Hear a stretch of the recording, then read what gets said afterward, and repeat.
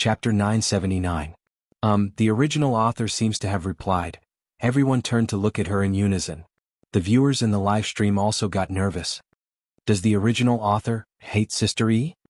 Does he not want Sister E to play this role? The female reporter avoided the camera and glanced at her phone. Relieved, she smiled and said, "Teacher Lee's evaluation of you is like this." At this moment, some impatient netizens had already found the original author, Lee Zijuan's Weibo. They clicked on it and found that he had posted a long post a minute ago. Lee Zijuan v. I'm very lucky because the book, Dark Knight is Coming, has received a lot of love from many readers, but it has also gained some fame in the entertainment industry. It has been nearly 5 years since the book was completed, and every time I think of the characters in the book I feel very conflicted. In the book, I wanted to express the complexity and multifaceted nature of human nature. Even the absolute evildoers would have a conscience, such as the love of a priest for a doctor. Even the kindest people would have evil thoughts lurking in the depths of their hearts, such as the dream of the doctor. It was the same for the other supporting roles. Due to my personal standards and energy, I did not participate in the creation of the movie version of the script, but the screenwriter had called me many times and talked to me face to face. He put in a lot of effort into this script. I have also read the finished script, and there were several adaptations that had great effects. In short, if it were me, I would never be able to write such a script. Laughing emoji. I look forward to the director, actors, and crew bringing everyone a more perfect version of Dark Knight is Coming. Also, I think it's very inappropriate to raise the issue of the role to the actors themselves. Of course, more importantly, I'm actually a huge fan of Xianxia. Ahem, do you think that middle-aged men don't chase after idols? You're very wrong. I've watched the entire season of Two Under One Roof. Doghead. P.S. Director Yen, if you change the title of my book to The Black Duck is Coming Again, I'll eat all the ducks that Sister E gave you. In the past, Lee Zijuan's Weibo post would only receive a few hundred likes, but today the number of likes exceeded 10,000. At the scene, the female reporter roughly summarized Lee Zijuan's Weibo post and the media present had an idea. Doesn't Ms. Lee mean to openly side with Xianxia? The female reporter tried her best to hold back her laughter. Our Sister E is really popular. Even Teacher Lee claims to be your big fan. Xianxia smiled. What a coincidence.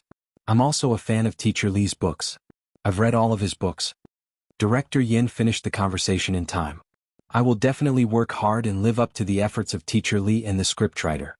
All the major media outlets sent their blessings, and the atmosphere was very harmonious. On the other hand, the netizens in the live stream were paying much more attention. Ha, I didn't expect that in addition to Big Sister fans, Mommy fans, Milk Powder fans, Grandpa fans. Sister Yi's popularity is amazing. There are very few artists in the entertainment industry who can win over all age groups. She really has a bright future. It's over. All I can think about now is Black Duck, Black Duck. Is there anyone who orders X Black Duck's neck, wings and collarbone with me? The person in front, I'm crying. There's no X Black Duck near my house, there's only X flavor and X age. Hence, in addition to hashtag response from the original author of The Night is Coming hashtag, there was also hashtag increase in sales of ducknecks hashtag. The netizens exclaimed, X Black Duck has become the biggest winner? Chapter 980. All departments take note, action. In the blink of an eye, it had been half a month since Xianxia joined the crew. Mu Si's acting style was that of an artist. When she was inspired, the entire crew had to be prepared to work 24/7. When she was down, the efficiency of the entire crew would also be affected. On the other hand, Yan Zhenhua was different. He was trained in acting and had been working steadily all these years. He had a strong foundation in acting, directing and acting. The filming of Dark Knight is Coming also adhered to his usual style and followed the routine step by step. Shi Sui's performance gave him a huge surprise. In the past, Shi Sui was talented in acting and had his own style. However, his acting style was like that of a literary film. Although it was advanced, it was not down to earth. Now his acting was on another level. As for Xianxia, it was even more out of Director Yan's expectations. Director Yan was selfish towards Xianxia and felt that as long as the young lady acted well, it would be good enough. How could a person be perfect? Her culinary skills, medical skills, art, martial arts, and so on were already so good. It was understandable that her acting skills were mediocre. Then he was slapped in the face by Xianxia. It was no exaggeration to say that regardless of whether Xianxia took on Shi Sui's roles or those of the veteran actors, she could handle them with ease. In a group of scenes, the young lady's performance would not steal the limelight, but it would not be insignificant either. For the first time, Director Yin felt that someone had perfectly interpreted the word moderate. She was impartial, moderate, and did not make any mistakes. Everything was just right. Today's scene was the scene of the female doctor giving psychological treatment to the rebellious young man and the depressed young man. The rebellious young man was played by Rong Huai, while the depressed young man was played by Yen Nai. Before the two of them joined the set, they had both taken acting classes and their performances were remarkable. However, Director Yen was also worried about something. Both of them were too weak when it came to acting. When acting with veteran actors, it was very easy for them to be suppressed and subconsciously let out of character. In other words, the two of them could not take on the role of the big shots at all. However, Director Yin was very surprised by today's scene. These two rookies were actually brought into the show by Xianxia. There were many actors who could bring people into their roles. How could they bring two newcomers into their roles so quickly? He had really found a treasure this time. Today's chat ends here. The female doctor closed the medical records. She did not use the word treatment, but chat, which made the two teenagers visibly more relaxed. However, when you go back, you have to take your medicine obediently or else. The two boys stared at her warily. Stretch out your hand. If you don't listen to me, you will. The two of them immediately stretched out their hands, their bodies trembling slightly as they used their body language to express their fear. This mental hospital had always treated its patients with punitive measures. In the next second, the gentle female doctor took out 2 milk candies from the pocket of her white coat and placed them in the palms of the two youths. Then there's no candy to eat. See you next time. I'm looking forward to seeing you guys share your fun things with me. After the female doctor left, the depressed young man whispered, "She's like an angel." The rebellious youth sneered, "Boring?" Although he sounded arrogant, his actions were very honest. He immediately snatched the candy from the depressed young man's hand. This scene was not in the script, and it was purely Rong Huai's own performance. However, Director Yen felt that the impromptu scene was not bad and did not stop him. Little did he know that after this movie was broadcast, his son and Rong Huai had many fans who thought they were a couple. Chapter 981. The two teenagers got into a fight over a piece of candy, which was accompanied by opera-style music. It was full of dark humor. Rong Huai and Yen Nai also became popular actors because of this movie. Of course, this was a story for another time. On the set. After Xianxia appeared on screen, she sat on a small stool with a smile and watched Rong Huai and Yen Nai act together. She felt like an old mother taking care of her children. When Director Yen shouted "Cut," Xianxia served the two of them a bowl of hot tonic soup. Drink more to replenish your energy. There's still a night scene tonight. Yen Nai's ears turned red shyly. Thank you, sister. You're good. Rong Huai stuck one hand in his pocket and pretended to be cold and aloof while ignoring Xianxia. As soon as Xianxia left, he immediately snatched Yen Nai's bowl of soup and gulped it down. Yen Nai jumped up and down. That's my soup. Sister gave it to me. Rong Huai said arrogantly, I've already drunk it. Should I spit it out for you? Yen Nai was speechless. He gritted his teeth and said, This is the bowl I drank from. Can you be more hygienic? Rong Huai wiped his mouth with the back of his hand and said, So what? We're all men. Don't tell me you mind that too? Yen Nai was speechless. The teenager's ears turned even redder. On the other side, Xianxia pushed open the door of the dressing room to see that Shui was resting behind closed doors. Due to the needs of the role, Shui had grown some stubble and had also lost a few kilograms. He was completely skinny. It would be a lie to say that her heart did not ache for him. As soon as Xianxia approached, the man suddenly opened his eyes and said, I heard that you scooped soup for Yen Nai and Rong Huai? Sister makeup artist, you're too nosy? Xianxia felt helpless and amused at the same time. There, they only have a bowl, but you have a bucket, Shui sighed softly and casually said, Other children already have someone to serve them soup, when will I be able to have one? Don't give me that. Xianxia scolded him. She opened the heavy thermos and scooped a bowl of tonic soup for Shui. Sure, a little rascal, Shui. Sigh, the other children all have someone to feed them, I don't know when I will. All right. Have some soup. The girl scooped up a spoonful of soup and fed it to Shui. Ah, open your mouth. Shui took a sip of the soup and picked up the phone on the table. The screen showed that they were in the middle of a video call.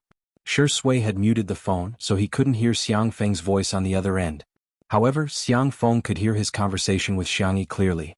In the image, Xiang Feng was so angry that he was pounding on a pillow, looking rather incompetent and furious.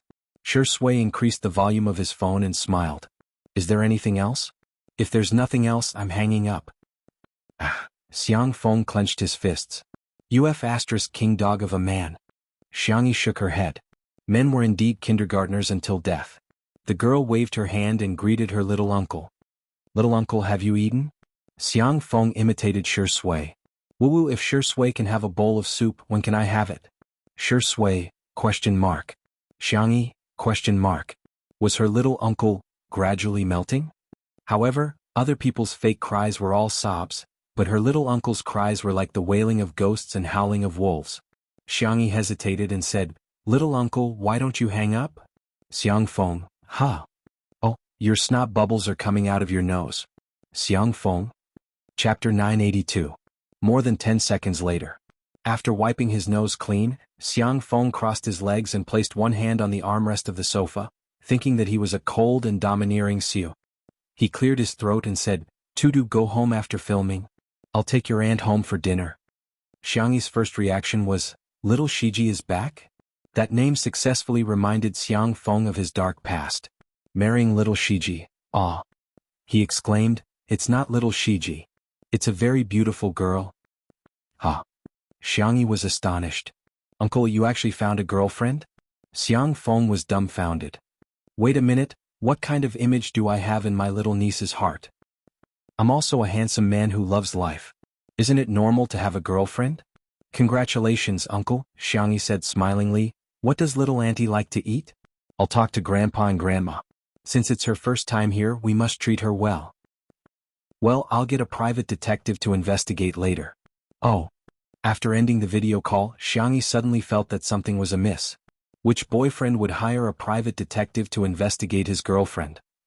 However, Shi Sui seemed to have thought of something and chuckled before saying a name. After all the twists and turns, it's still Sister Song.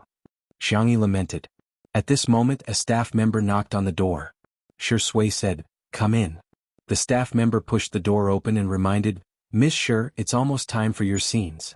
Shi Sui pinched Xiangyi's little face and said, Wait for me at the hotel, okay? Xiangyi said, Okay boyfriend, all the best. Shi Sui smiled and got up to go to the set.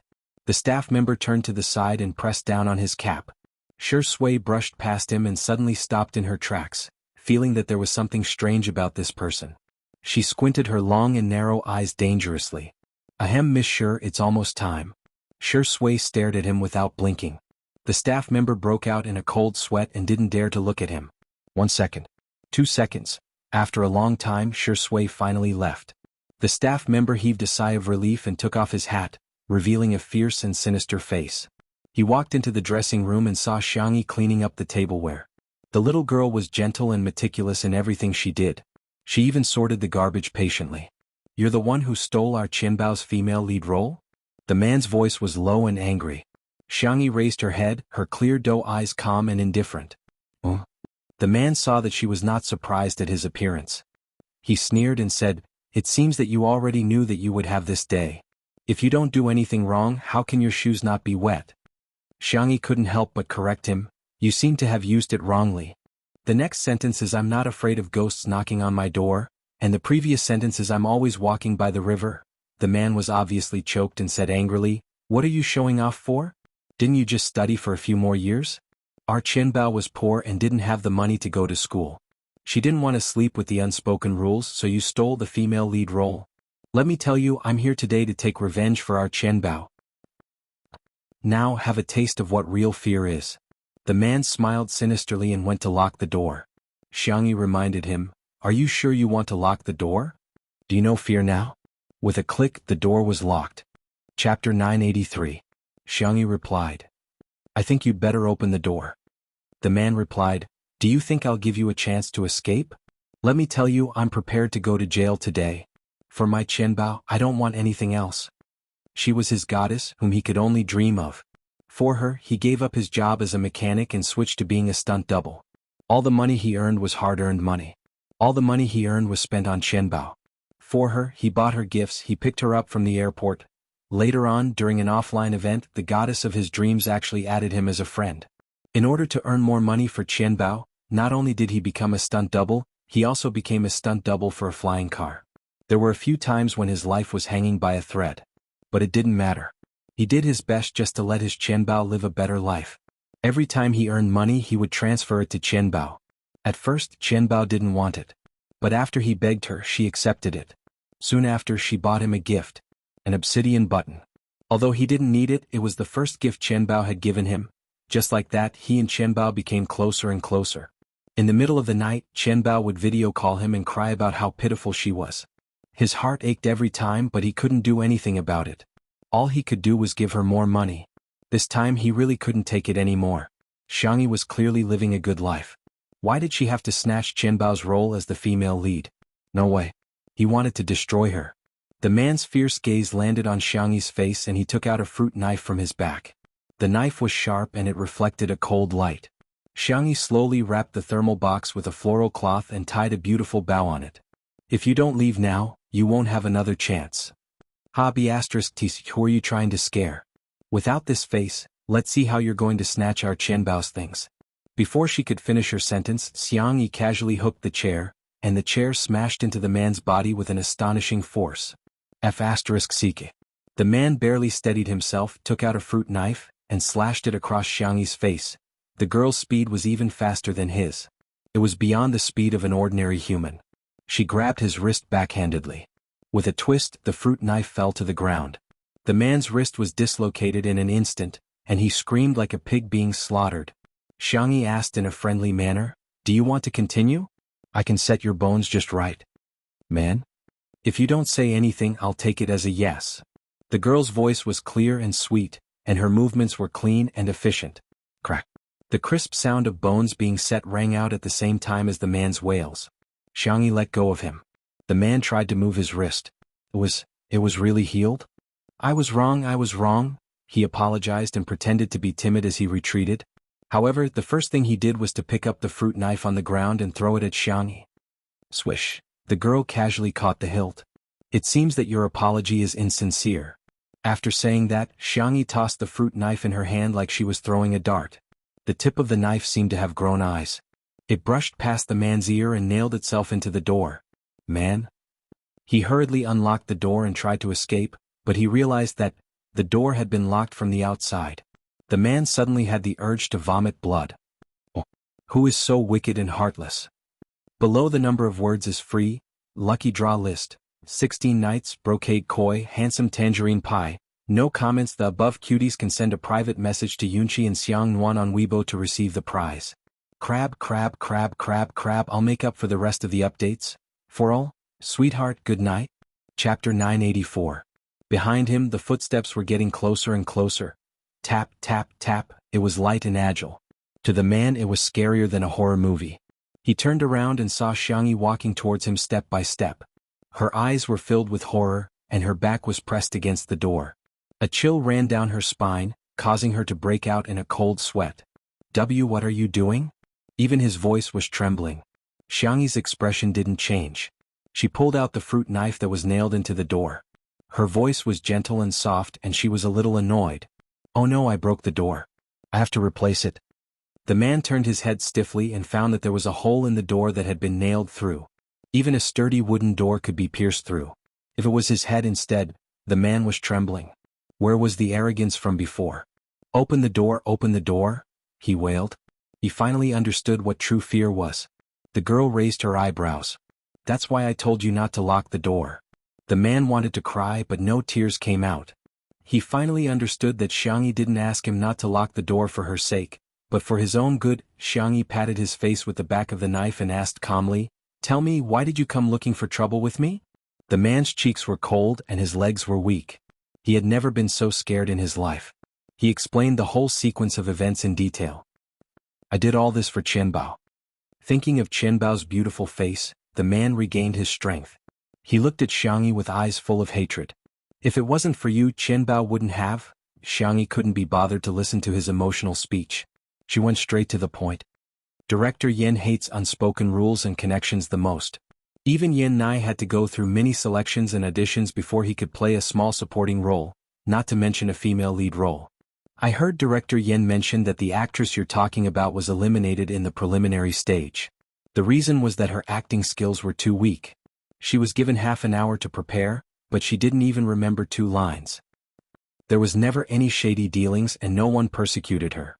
With Director Yan's personality, if he really chooses her to be the female lead, no one will be able to snatch her away. The man felt as if he had been struck by lightning. He was stunned for more than 10 seconds before he murmured, "No, I don't believe it."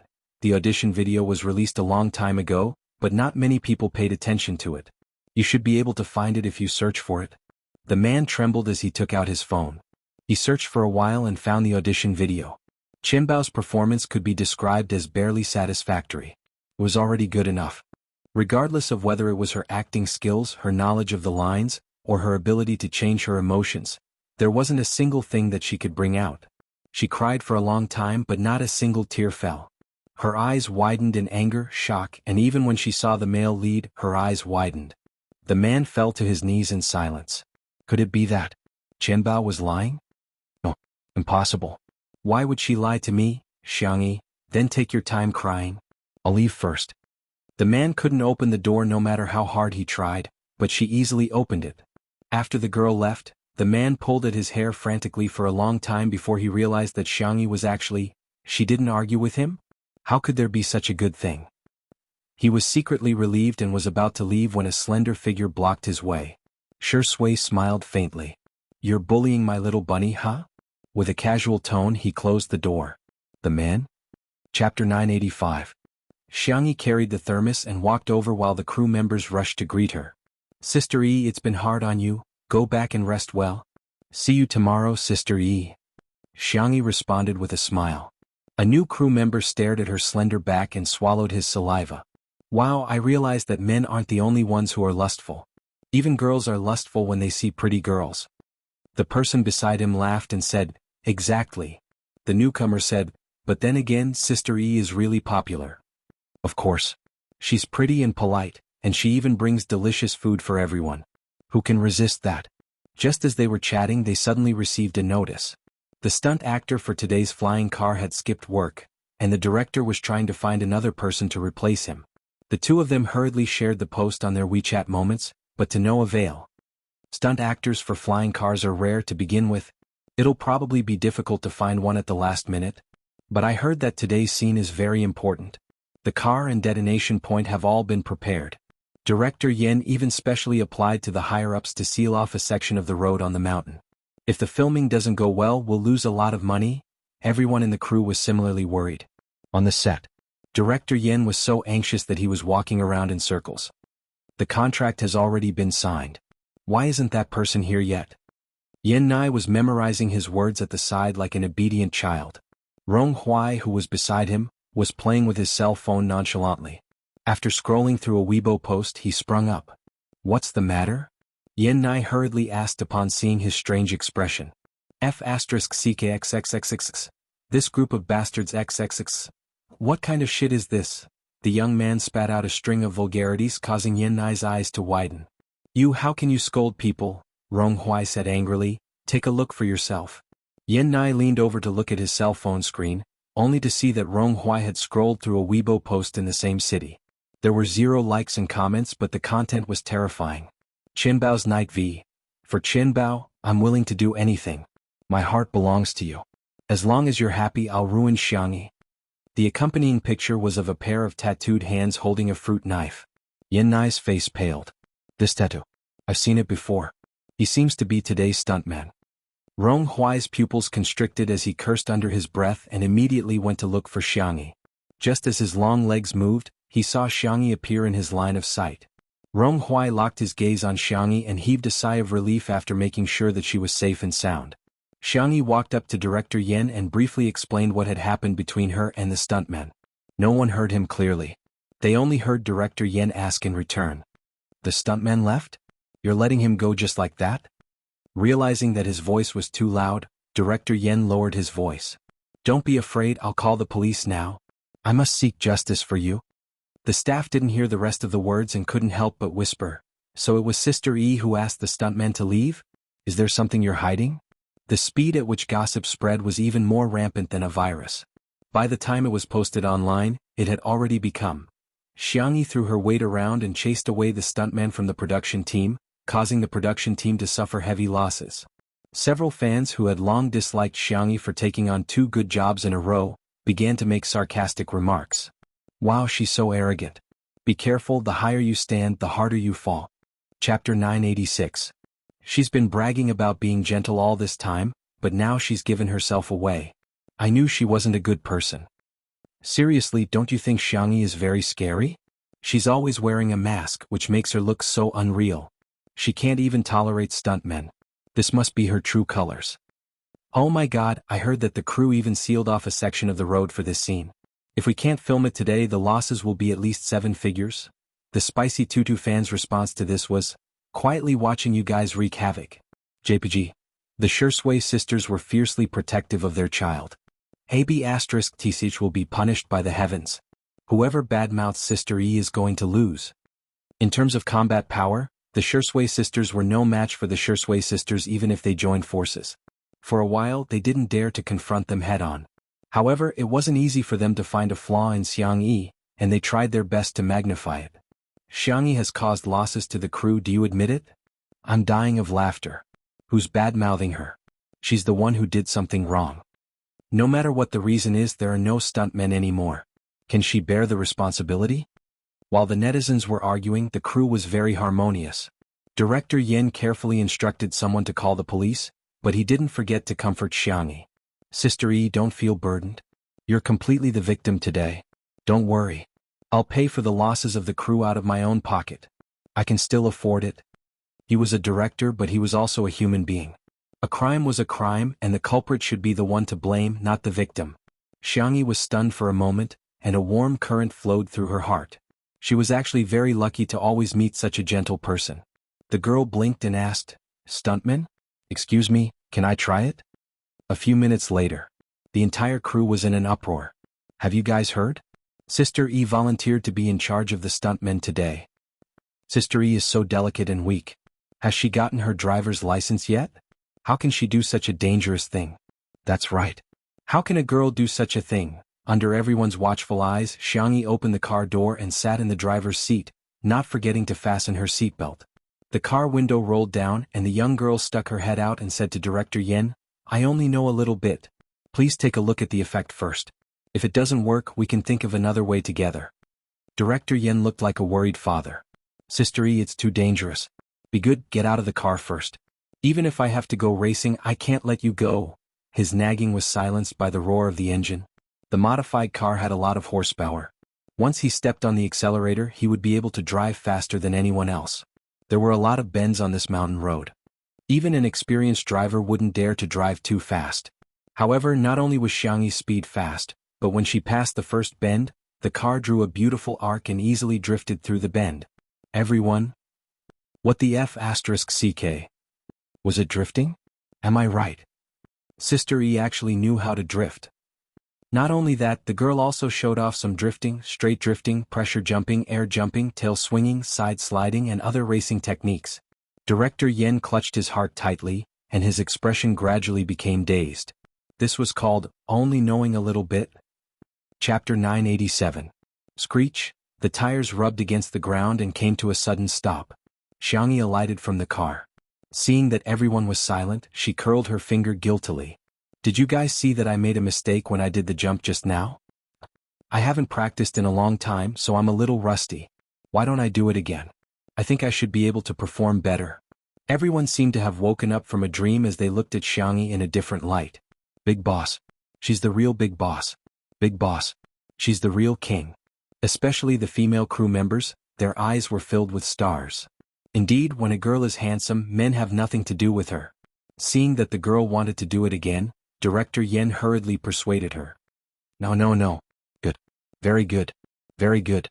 Sister E, I didn't expect you to be so good at hiding your skills. You're comparable to a professional racer. Beat up that stunt actor who skipped work. Everyone was speechless. Did that stunt actor skip work because of himself? At the side, Yen Nai's tone was full of admiration as he whispered to himself, "Sister is so impressive, just like an actress in a movie. Idiot, she's an actress, all right?" Rong Hui pretended to look at the birds flying in the sky and whistled like a ruffian.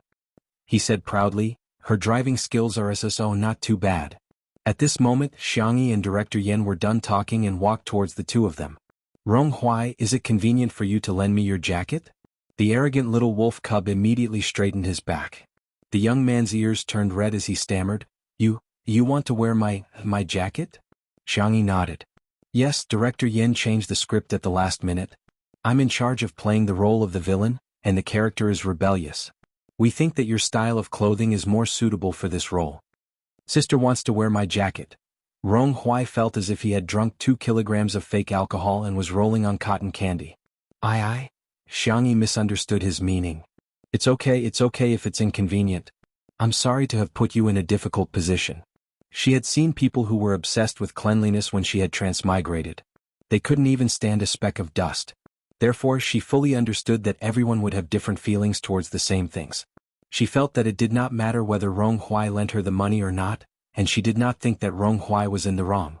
Xianxia, I'll discuss it with the stylist. If it doesn't work, I'll go to the mall and buy one.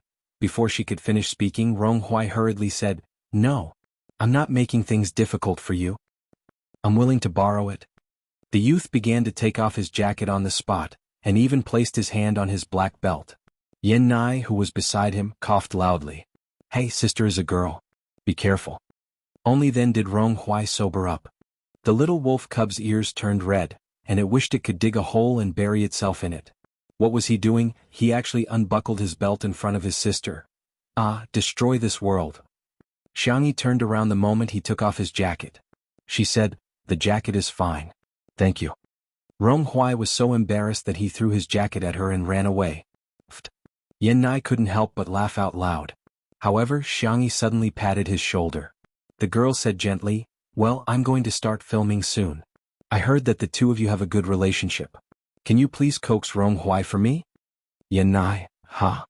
When he met Xianxia's gentle and clear eyes, he swallowed the thousands of reasons that were at the tip of his tongue. Okay, I'll listen to you, sister. Chapter 988. In an empty corner. Ronghuai squatted in the corner and pulled up his sweater. He then tightened the rope with a swoosh as the scene of social death replayed in his mind. He actually took off his pants in front of sister. Took off his pants. Suddenly he heard a gentle and obedient voice. Ronghuai, are you all right? Ronghuai looked up and saw that it was Xianxia. He said arrogantly, What are you doing here? You're a model student. 2 days ago, Xianxia had received the Model Student Award and happily shared it with him. However, Ronghuai felt that he was showing off. After all, let alone being a good student, he had never even received a positive labor award or a helpful award since he was young. I'm here to coax you, he said matter-of-factly. Ronghuai was dumbfounded. Coax? I'm a man. Do I need this? Xianxia took out a piece of candy from his pocket. Although he couldn't bear to part with it, he finally made up his mind and handed it to Ronghuai. Here's sister's candy. Have it. Ronghuai was flabbergasted. What the hell? Could it be that this 3-merit student had some inappropriate thoughts about him? Xianxia smiled, unaware that the little wolf in front of him had already imagined dozens of dramatic scenes. On set. Director Yin confirmed again. Sister E, have you really made up your mind? Xianxia said, Yes. Director Yin was still a little worried and got the crew to check the car inside and out again to make sure that there were no problems with the accelerator and brakes. We'll get ready to begin then. Director Yin then instructed. If there are any problems, stop immediately. Don't force yourself, got it? In Yin Genoa's heart, the movie was important, but human lives were more important. He couldn't do something that only cared about the movie's effects and didn't care about the safety of the actors. Xianxia adjusted her mask and wig and started the car. After the makeup artist's skillful makeover, she now looked like a thin and rebellious teenager. Her short, flaxen hair accentuated her fair skin, and she leaned her elbows lazily on the steering wheel while tapping rhythmically. Let's try to get this scene done in one take. Is everyone confident? Director Yin began to mobilize them. Everyone at the scene said, Of course. Action. When they heard Director Yan's command, the cars started a chase. Shoot the racing scene first, then edit the scenes inside the car. The effect would be better if they edited it later. The cars used for this scene were not cheap. In the end, one of them had to flip over and another one exploded. It was a test of the budget. Everyone was well aware that there was almost no possibility of a second chance. Other than Xianxia, the other drivers were all stunt performers and had rich experience. Everyone was worried about whether Xianxia could finish this long shot under such high pressure. But what was shocking was that Xianxia made 0 mistakes. Drifting, heel toe, tangent passing, attacking and defending in a roundabout way, jumping in the air. The series of predetermined movements were completed flawlessly. In comparison, it was the special effects actors who made some small mistakes. Schwa. The last scene was when Xianxia's car stopped in front of the main character's car, forcing him to brake. The rebellious and unruly youth raised his head and whistled nonchalantly. His smile was ruffian and lazy. Then he extended his middle finger and made an international friendly gesture. Director Yen shouted, "Cut!" and screams of the female staff members instantly erupted from the scene. Director Yen? Chapter 989. Wait a minute, what was wrong with these young ladies? He could understand why they were screaming at male celebrities, but why were they screaming at Sister E? The assistant director tried to stifle his laughter and said, "Young ladies nowadays don't necessarily like men. When a female celebrity is handsome, male celebrities will have nothing to do with her." Director Yen looked like he had experienced the vicissitudes of life. "I really don't understand the young world anymore." The moment Xianxia got out of the car, she was surrounded by female crew members. Hubby, drink some water." "Hubby, are you tired? You must be feeling hot wearing a wig. Let me wipe your sweat for you." "Hubby, I have energy bars here. Do you want one to fill your stomach?" When Shui arrived at the set, he saw his little bunny being surrounded by everyone. Little bunny was holding a bunch of food and drinks in her arms. There were girls wiping her sweat and holding her drinks. There were even girls who were blowing at her with a small fan. "Hubby, can you call me wifey?" "Boo-hoo, Shui, ? He suspected that there was something wrong with his ears. The next second, he heard his little bunny lowering her voice and switching from a sweet young girl's voice to a lazy young man's. "Wifey, what else do you want to hear, huh?" Hence, the screams became even louder. Hubby, I love you." "Shui?" Director Yin seemed to have noticed Shui's confusion and wanted to watch the show. "You didn't expect that apart from men, there are also so many female rivals in love." Shui smiled. "Rivals in love are just rivals in love. They only have one boyfriend." Director Yen, who used to treat Xianxia as his daughter-in-law, felt inexplicably stifled. He changed the topic. "Why are you so late? Weren't you always the Amarok when Sister E was filming?" Shui said casually, "I was dealing with the garbage." "Oh, you're quite particular. But garbage sorting is very important. I'm preparing to shoot an environmental documentary after this film. Let me tell you, environmental protection is too important." Director Yen kept nagging. Shui lazily took out a lollipop. In this movie, his character had a smoking scene, and his addiction to smoking was aroused again. In order to quit smoking, Xianxia prepared a lollipop for him. After talking for a while, Director Yan's throat was dry. He picked up the thermos and drank some water. Puzzled, he asked, "How long have you taken out this candy? Why aren't you eating it? Is it scalding your mouth?" Shui smiled without saying anything. Coincidentally, Xianxia walked over. She still had the appearance of a rebellious youth, but her temperament and eyes were completely different. She was rebellious and unruly in the drama, but now she was gentle and soft. Pitiful, Shui, Sister E can't open it." Director Yen was speechless. "Let me." Xianxia held the bottom of the bag and squeezed it hard. The bag made a bang and the seal opened automatically. The girl smiled and put the candy into his mouth. "Is it sweet?" Director Yen was speechless. He had lost. He had lost. He knew Shui was a dog, but he didn't expect Shui to be such a dog. Director Yen walked away silently. He didn't know if the lollipop was sweet or not, but he was already full of dog food. He habitually took out his phone. When he saw Xianxia being accused of acting like a diva, Director Yen frowned. How dare they slander Sister E? Sister E almost became his daughter-in-law. Rounding it up, he was Sister Yi's father. Just wait, haters, your daddy fan is here. Smiley face. Chapter 990. On the internet, the netizens who were surfing the internet felt that today's drama was a little boring. There was no solid evidence at all. They really wanted to see a drama with solid evidence. It would be best if it was something like Thor's hammer. Then, the fool came. Someone saw the Weibo account of the stuntman and quickly tagged the gossip account. After being reposted by several entertainment celebrities, the post appeared on the homepage of countless people. All of a sudden there was a huge uproar. Damn, he ruined Xianxia? He's even holding a knife? What happened to Sister E? Did the production team call the police? Huh? So it's not that Sister E is throwing her weight around and chasing him away, but that stuntman is the one who's problematic. Of course, there were also people who were still trying to defame Xianxia. No matter what, It's an indisputable fact that the stuntman has caused losses to the production team, right? He might just have posted something on Weibo. He might not have really done anything. Can't he just say it? He's affected the progress of the production team and caused major losses. How can he clear his name? How can he chase someone away just because of a Weibo post? If this isn't throwing her weight around, what is it? It's just like how someone calls Shui her husband on Weibo. Does Xianxia have the right to think that the other party is a homewrecker? The Weibo posts made the Shui sisters fly into a rage. Even Spicy Tutu, who had always been passive, couldn't take it anymore. Even a rabbit would bite when it was cornered. Hence, on this day the entire fanbase witnessed Spicy Tutu's combat prowess. She presented facts, reasoned with them, gave examples, wrote jokes, sang raps, created emoticons and compared them in Chinese, English, French and other languages. It could be said that there was a storm of blood on the internet, and the fans were dumbfounded. It was as if Tutu had gone to war and left no survivors. Even Shui sisters were stunned.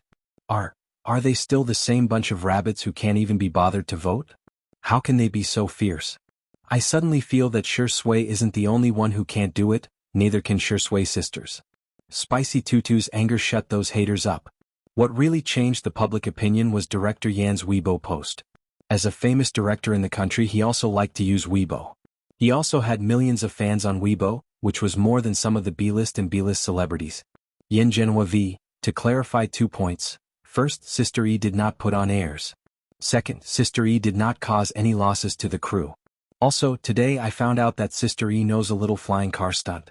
I want to share it with everyone. I hope you like it. Jianghu had uploaded a video of Xianxia's first test drive. There wasn't much of a storyline and the shots were the most ordinary shots. However, Xianxia's racing skills were already amazing. The netizens were speechless. You call this a little bit? It's clearly 100 million dots. F***CK? So Sister E also has racing skills? Is there anything Sister E can't do? Haha, I can hear the girls screaming at the scene and some are even calling for their hubby. They're practically shouting my heart out. My husband is so handsome. The official fan clubs and fans of Xianxia's who were competing with her also gave instructions. They could provoke anyone except Xianxia. This wave of face slaps that could be described as lightning speed made the netizens play a joke. Magical girl Xianxia had the glorious beauty halo, the team pet halo, and the 100% face slapping halo.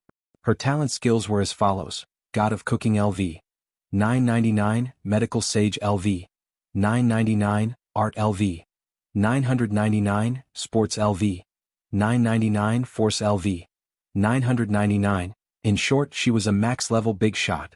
Chapter 991. After the post was posted on Weibo, Xianxia's fans went into another frenzy. Previously, most of them were foodie fans, sister fans and mommy fans, but this time they were all girlfriend fans and wifey fans. There were even many popular fans who rebelled on the spot and went to Spicy Tutu's house. The comments under Xianxia's Weibo had also changed. Sister E is so cute. Brother E is so handsome. What should I do? Sister E or Brother E are confessing to me at the same time. Waiting online, it's urgent. My wife is Sister E and my husband is Brother E. I'm so blessed. Good night, Xianxia. Good night, hubby. Jumping between mommy fans and wifey fans without any obstacles. However, before the first wave subsided, another wave arose. Just as Xianxia was crazily gaining fans, someone suddenly exposed a huge piece of news on the internet. #Shui is cheating. When the netizens saw this trending topic, they immediately jumped up and down like bees in a melon field. The programmers of Weibo's technical department all received a call, asking them to immediately prepare for server maintenance no matter where they were. The netizens clicked on the trending topic and found that someone had uploaded a photo. Recycled star. Sob. The attached photo was a group photo of the tall and burly Shui talking to a thin young man. The two of them formed the most adorable height difference and at first glance, it was quite pleasing to the eye. However, the netizens were all in an uproar. Cheating? Shui, you're heartless. There are no more CP fans. Damn it, Shui, you scumbag. I heard that a house had collapsed, so I wanted to come over and take a look. I didn't expect it to be my house that had collapsed. Smile? Although this young man only has a side profile, I think he's really good looking. His face is definitely not inferior to Sister Yi's. My heart aches for Sister E. There was chaos on Weibo.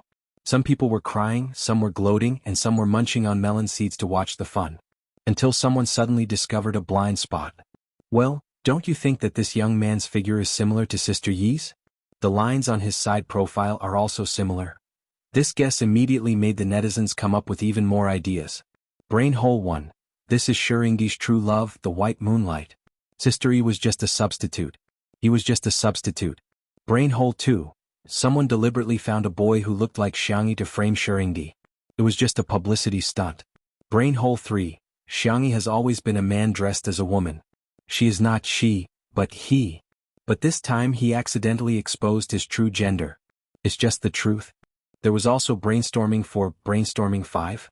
By the time Xianxia and Shui heard about Anan, the netizens were already imagining that the two of them had been possessed by aliens and that they were about to infect all of humanity with the virus in the next second. Then aliens would rule the Earth. In the video call, Anan shrugged. That's pretty much it. Si Chuanbai, who was beside him, rubbed the space between his eyebrows. The trending topic has been removed. Do you need the company to make a statement? Anan asked. Do you want to make a statement that the two of them aren't aliens? Xianxia? Shui? Si Chuanbai adjusted his glasses. The gold medal manager who had always been strict and indifferent had learned how to flatter. That's a good idea. It's worth learning from. Really? Anan said embarrassedly, it's not that impressive. If it can help you, Mr. C, that would be great. Xianxia? She silently hung up the video call. Chapter 992. As soon as Xianxia hung up the video call, Director Yen hurriedly rushed over. Sister E, why don't I post the video of you racing in men's clothing? Otherwise the netizens will misunderstand. What kind of messy trending topic is this? Xianxia shook her head. No need, Director Yen. If you post another video, it will be considered a spoiler and affect the audience's viewing experience. Director Yen was a little moved. The young lady had already been scolded to such an extent, yet she was still thinking about the viewing experience. Why doesn't my disappointing son know how to abduct Xianxia home? I've thought of a solution, but I need your help. Xianxia said the second half of the sentence to Shui. A certain Shui chuckled. My pleasure, Your Highness. Director Yen was speechless. Forget it, do as you see fit. If you need me to post a video, just let me know. I'll go see how the set is going. He wasn't going to take this public display of affection. A few minutes later, Xianxia updated her Weibo with a new post. Xianxia V. I'm doing a live stream on Xianxia TV. Click on the link and join my live stream. Link? The netizens were shocked. Sister E was going to start a live stream? In an instant, everyone clicked on the live stream and called their friends.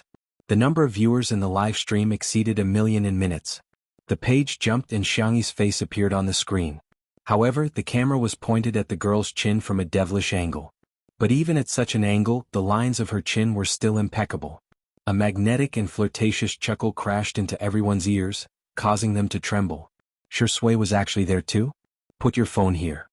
Shui placed Xianxia's phone on the stand and zoomed out to capture Xianxia's upper body. Wait a minute, why wasn't it Sister E but a boy? The netizens looked at the short-haired young man on the screen in confusion. What the F***? Is Shui provoking everyone? This is too much. Sister E is such a good person, but you actually cheated on her.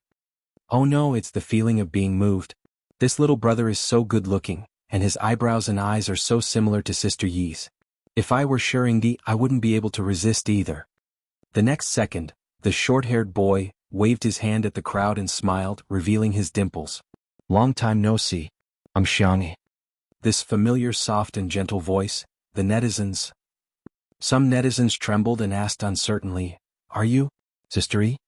Xianxia replied, It's me. She lifted a corner of her wig to prove her identity. This wig is for acting. I made a cameo appearance as a boy in Night is Coming. Xianxia leaned closer to the screen. Her fair, porcelain-like skin was so delicate that it could be broken by a blow. She smiled and asked, Do I look good in men's clothing? The live stream was silent for 2 seconds, and then the bullet screen was flooded with comments. Ah, hubby. So he didn't cheat at all, and Sister E is just in men's clothing? I'm dead, wifey. Oh no, hubby, don't come so close. I can't breathe. Xianxia was a little embarrassed by the compliments. I feel a little weird in men's clothing, I'd better take off the wig. At this moment, the bullet screen reached an astonishing level of unity. Hubby, no. I won't allow it. Xianxia blinked and thought of something. she lowered her voice and said lazily, "Okay wifey," and so, the bullet screen became even crazier. Chapter 993. Sob sob sob hubby? Sister E, I can dress as a man. I don't care, Sister E is calling me wife. As for Shui, he was ignored by the netizens. The man folded his arms and glanced at the comments from time to time, feeling a little jealous. He took out his cell phone and sent a message to Si Chuanbai. What if your girlfriend is more popular than me? After a long time, Si Chuanbai finally replied, You only found out now? Shui was dumbfounded. A certain best actor who was indignant about being ignored, decided to be a little impulsive. He covered his lips with his slender fingers and coughed twice. As expected, Xianxi's attention was immediately attracted and she couldn't be bothered to interact with the netizens. She turned around and asked with concern, Are you alright? It's just, my throat feels a little uncomfortable. Shui coughed a few more times and said weakly, I'm sorry to have affected you. No way. Wait here, I'll go get you some lozenges and syrup. The girl got up to look for the medicine while Shui's lips curled into a smile. Xianxi didn't see his smile, but the netizens watching the live stream could see it clearly. Shui is the most shameless of the family of four. Little Shiji is just a younger brother to you? The dragon's well of the mortal world is Sui, a little Sui. Shui wasn't annoyed and instead said with a smirk, Everyone, you're flattering me. Everyone was speechless. They were shocked. Has a certain best actor become so thick-skinned? Seeing that he was in a good mood, the fans mustered up the courage to ask him all sorts of questions. Ever since Shui debuted, he had never accepted any interview or variety shows. Apart from the publicity period for his works, he had been in a state of seclusion for the rest of the time.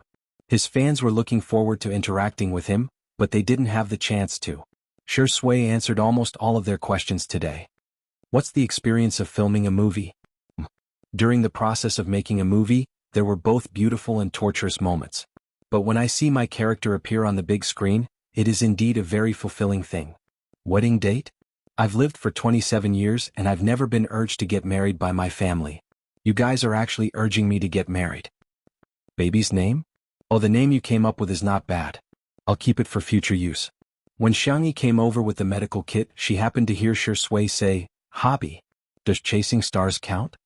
But when the netizens asked who he was chasing, Shui just smiled and said nothing. Xianxi sat down beside him and asked curiously, Chasing after idols? Who are you chasing? Shui, it's a secret. Oh? Xianxi had never liked to pry into other people's privacy. She took out a bottle of throat lozenges from the medical kit. Here, take one of these if your throat is uncomfortable. Remember to drink more water. Also, take this medicine 3 times a day. If it's loquat syrup, don't drink water for half an hour after you finish it. You've been too tired recently. After you're done with work, you must stay in bed and rest for the next few days. Drink more hot water to promote your body's metabolism.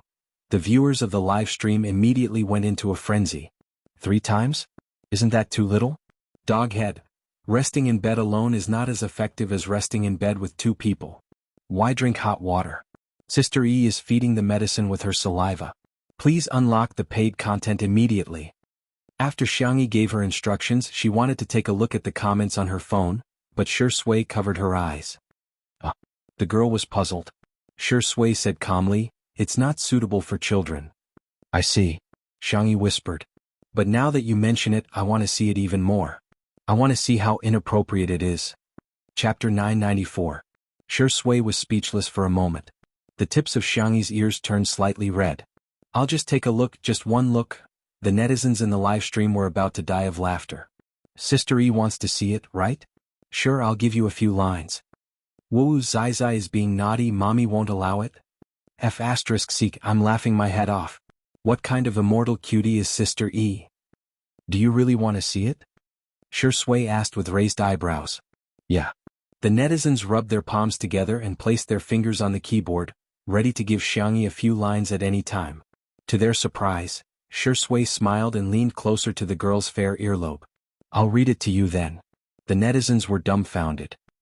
He lowered his voice and read the comments in a decibel that only the 2 of them could hear. The netizens watched helplessly as Xianxi's ears turned from slightly red to tomato red, and then the crimson color spread to her slender neck and small face. The netizens were speechless. A dog is a dog after all, I'm convinced. After reading a few lines, Xiangxi's head was burning up and she exclaimed, "That's enough." "That's all?" Shui clicked his tongue and said in a lazy tone, "Let's continue next time." Xiangxi pushed his hand away and said with a red face, "Hurry up and take your medicine." She did it on purpose, but her throat was really sore. Shui got up to get some water. The misunderstanding had been cleared, and #Shui cheating hashtag was no longer trending. Instead, it was replaced by #Xiangxi in men's clothing hashtag, which had already jumped to the top 5. Xiangxi chatted with the netizens for a while and was ready to wrap things up. That's all for today's live stream. Buzz, Shui's cell phone, which was left on the table, rang. Xiangxi said, "It's a call for you." Shui said without turning his head, "Answer it for me." Oh. Xiangxi saw that the caller ID showed the words, "Housekeeping Service." Without thinking much, she answered the call. Her finger accidentally touched the hands-free button, and before she could turn it off, a man's enthusiastic voice came from the receiver. "Sir, the Sister E signage, poster, postcard and pillow that you ordered. I'll send you upwind delivery this time, right?" Xiangxi. Shui. "Okay, thank you for your hard work," Xiangxi replied calmly. I'll deliver it now. If you need in the future, I guarantee I'll give you the best quality products to Sister. By the way, are you using?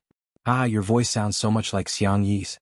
As expected of Xiangxi's diehard fan, Bunny's husband. Shui strode over and hung up the phone.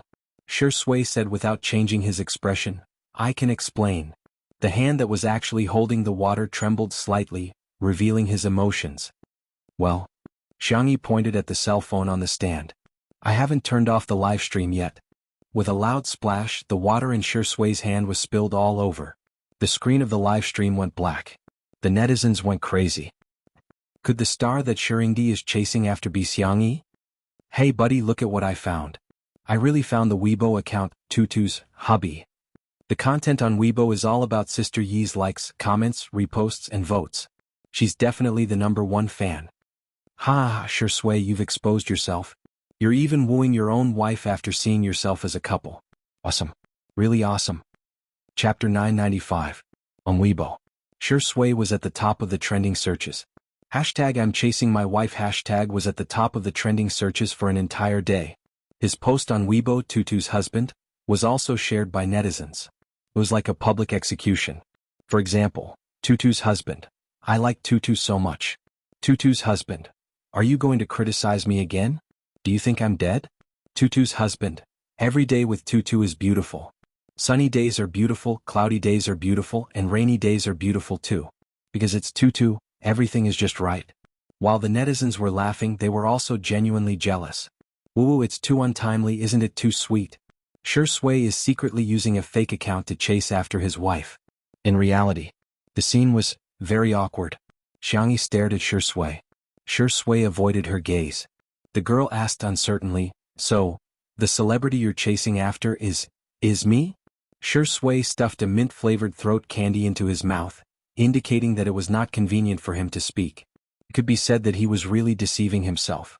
Xiangxi took out her cell phone and pretended to search for Weibo. "Then I'll search for it myself." The next second, the man snatched her cell phone away. Xiangxi said calmly, "Why? Are you shy?" Shui mumbled, No. Really?" Shui stopped talking.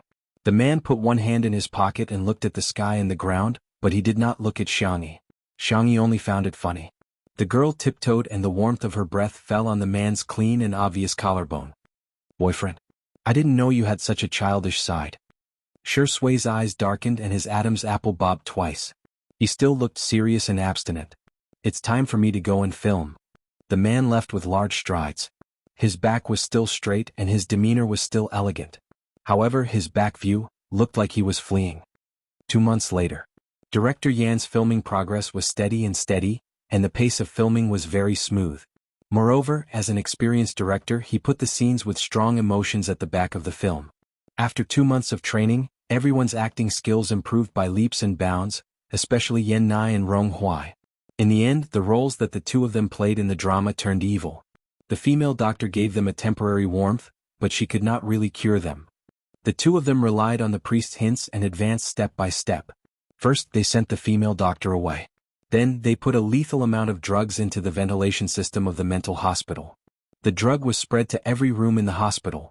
Other than the female doctor, everyone else in the hospital had died from the injuries sustained by the two teenagers.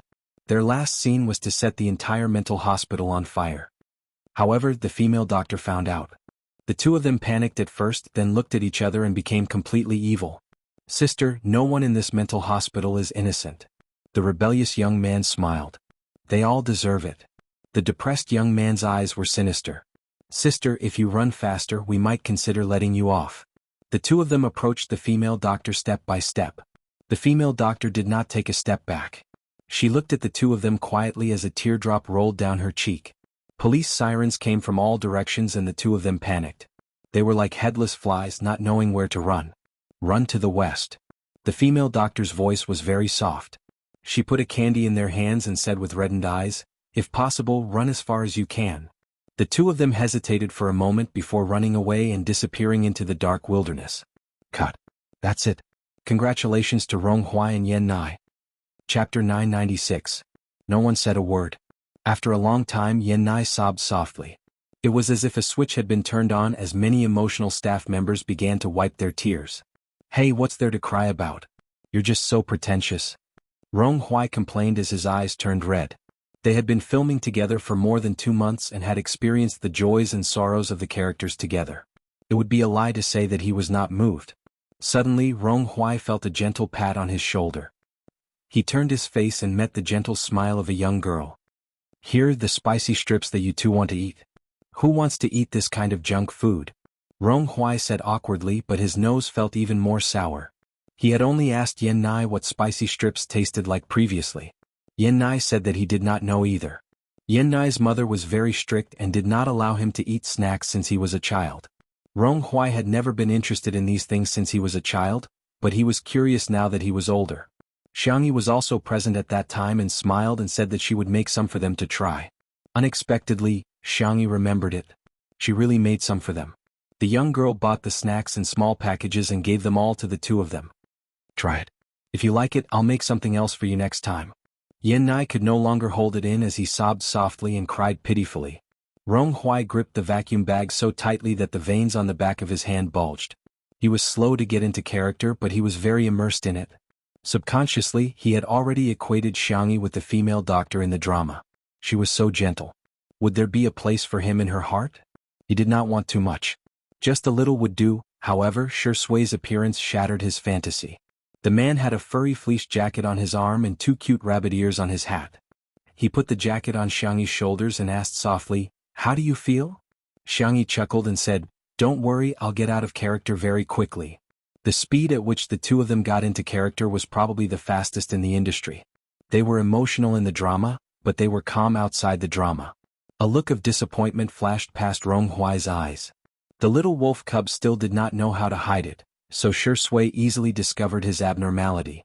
The man raised his eyebrows, but he didn't say anything to save his face. His slender and powerful hands were clasped tightly around Xianxi's slender waist, declaring his strong possessiveness. Ronghuai's eyes gradually dimmed. Seeing this, Director Yen sighed silently. He loved her, she loved him, he loved her to make her love him. The word, love, could be said to be a calamity. Many people were unable to escape this calamity. Following that, every day there would be actors completing their scenes. One by one, the big shots handed in their perfect acting skills. Each scene was more and more intense than the previous one. The pace of everyone turning evil was getting more and more sensational. That ray of justice was getting weaker and weaker, but from start to finish they never gave up. Everyone had a feeling that even if this movie didn't explode at the box office, it would definitely win a lot of awards. Tomorrow is the last scene of the movie. In the wee hours of the morning before the set wrapped up, Director Yen said earnestly, "Shui and Sister E must have a good rest tonight. Also, are you guys confident?" There was a feeble response from the set. Shui nodded slightly. Xianxia smiled and said, "After work tomorrow, I'll treat everyone to a meal." Wow. There were cheers at the set, and the originally depressed mood was instantly stirred up. Director Yen was dumbfounded. "You guys must be the atmosphere team that Sister E hired." Chapter 997. It was late at night. In the corridor of the hotel, Anan and Si Chuanbai were delivering supper to their artists. "Mr. Si, do you think it's appropriate for me to deliver supper to little darling?" Anan's hands were empty. In contrast, Si Chuanbai's hands were full of bags. The man said calmly, "It's a good thing to avoid arousing suspicion. Let's deliver it to Shi Sui first, then let him deliver it to Sister Yi. Or perhaps we can deliver it to Sister Yi together." Wow. Mr. C is so thoughtful. Woohoo, Mr. C, you're so good at it. This little colorful guy's bootlicking was really, one would never get tired of hearing it. The corners of Si Chuanbai's lips curled up subconsciously. He had Shi Sui's key card and had informed him in advance. When he arrived at the door, he knocked twice and swiped the card to enter. Shi Sui was sitting on the single-seater sofa by the floor-to-ceiling window, his long legs crossed as he lazily flipped through the script. He had already flipped through a few pages of the book to the brim. "Eat something first. Don't worry, we only bought bland food." Si Chuanbai placed 2 large bags on the coffee table. Shi Sui looked up. His black hair had been grown long for the sake of the plot. His hair was loose and covered his eyes, making him look like a model from a Japanese magazine. "Have you delivered it to her?" "Not yet." Anan raised his hand. "Then let's deliver it to little darling together?" Shi Sui slowly closed the script. Although he was smiling, his smile was extremely cold. "What did you call her?" Shi Sui's aura was strong and overwhelming. Anan couldn't withstand it at all and changed his words. "Sister E," Shi Sui restrained himself and said gently, only I can call her little darling from now on." Anan's eyes lit up. Shi Sui is so manly and protective of his wife. Si Chuanbai pressed his forehead, but his thoughts were, Shi Sui was becoming more and more like a primary school student. The 3 of them carried the takeout bags and went to look for Xianxia. The doorbell rang a few times, followed by the sound of footsteps. Xianxia opened the door with the script in her hands. She seemed to be thinking about tomorrow's scenes. Anan was stunned for a moment. Only then did he realize that both Shi Sui and Xianxia had top-notch talents among their peers, but they still worked very, very hard. Also, Mr. C had to deal with so many things every day and had to help him from time to time. Anan was ashamed. He clenched his fists and swore to himself that he could no longer rely on Mr. C. He would work hard to become an independent manager. Ali for Nanan. By the time Anan came back to his senses, he realized that Xianxia and the others had already been chatting about the script for a while, and the topic had even shifted to him. Xianxia asked, "Anan, do you have someone you like?" Anan nodded vigorously. "Yes, yes." Si Chuanbai's gaze fell on him, staring at him without blinking. Then Anan said excitedly, "It has to be Diga." Si Chuanbai, ? This name sounded strangely familiar. Could it be that they both knew each other? Xianxia hesitated for 2 seconds and asked uncertainly, "Are you talking about Ultraman Diga?" Yes, yes. Diga is so handsome. Tyler, Ace, Leo, none of them can compare to Diga. In the words of the fandom, our brother Diga is the best. The other Ultraman brothers don't take cues and ride on his popularity. Si Chuanbai was speechless. For a moment he couldn't tell if he was happy or sad. Chapter 998. Si Chuanbai didn't know whether to laugh or cry. He was dejected. Shi Sui and Xianxia, on the other hand, were having a hard time trying to hold back their laughter. Judging from Anan's carefree attitude, Si Chuanbai would probably have a hard time in the future. Anan said a lot about Ultraman before he realized that something was wrong. He said embarrassedly, "Am I talking too much?" "No, you're not." Xianxia tried to smooth things over. "I think your passionate feelings are similar to the feelings a female doctor has for a pastor." Shi Sui shook her head. "No, I think the pastor is the one who is passionate about the female doctor. He's just pretending." The 2 of them had different understandings of the script and different perspectives, so they started to discuss it. Si Chuanbai and Anan each expressed their own opinions, and it was much smoother. The next day, at a church. The film crew had rented a church for the day, so they had already cleared the place. Shi Sui and Xianxia came to the set after getting their hair and makeup done. Director Yen said, "I won't talk about the last scene because I think it will restrict you. You're free to act according to your own interpretation of the script." As soon as he finished speaking, there was an uproar. Director Yen, who had a very high control over the script, actually wanted the 2 of them to act by themselves.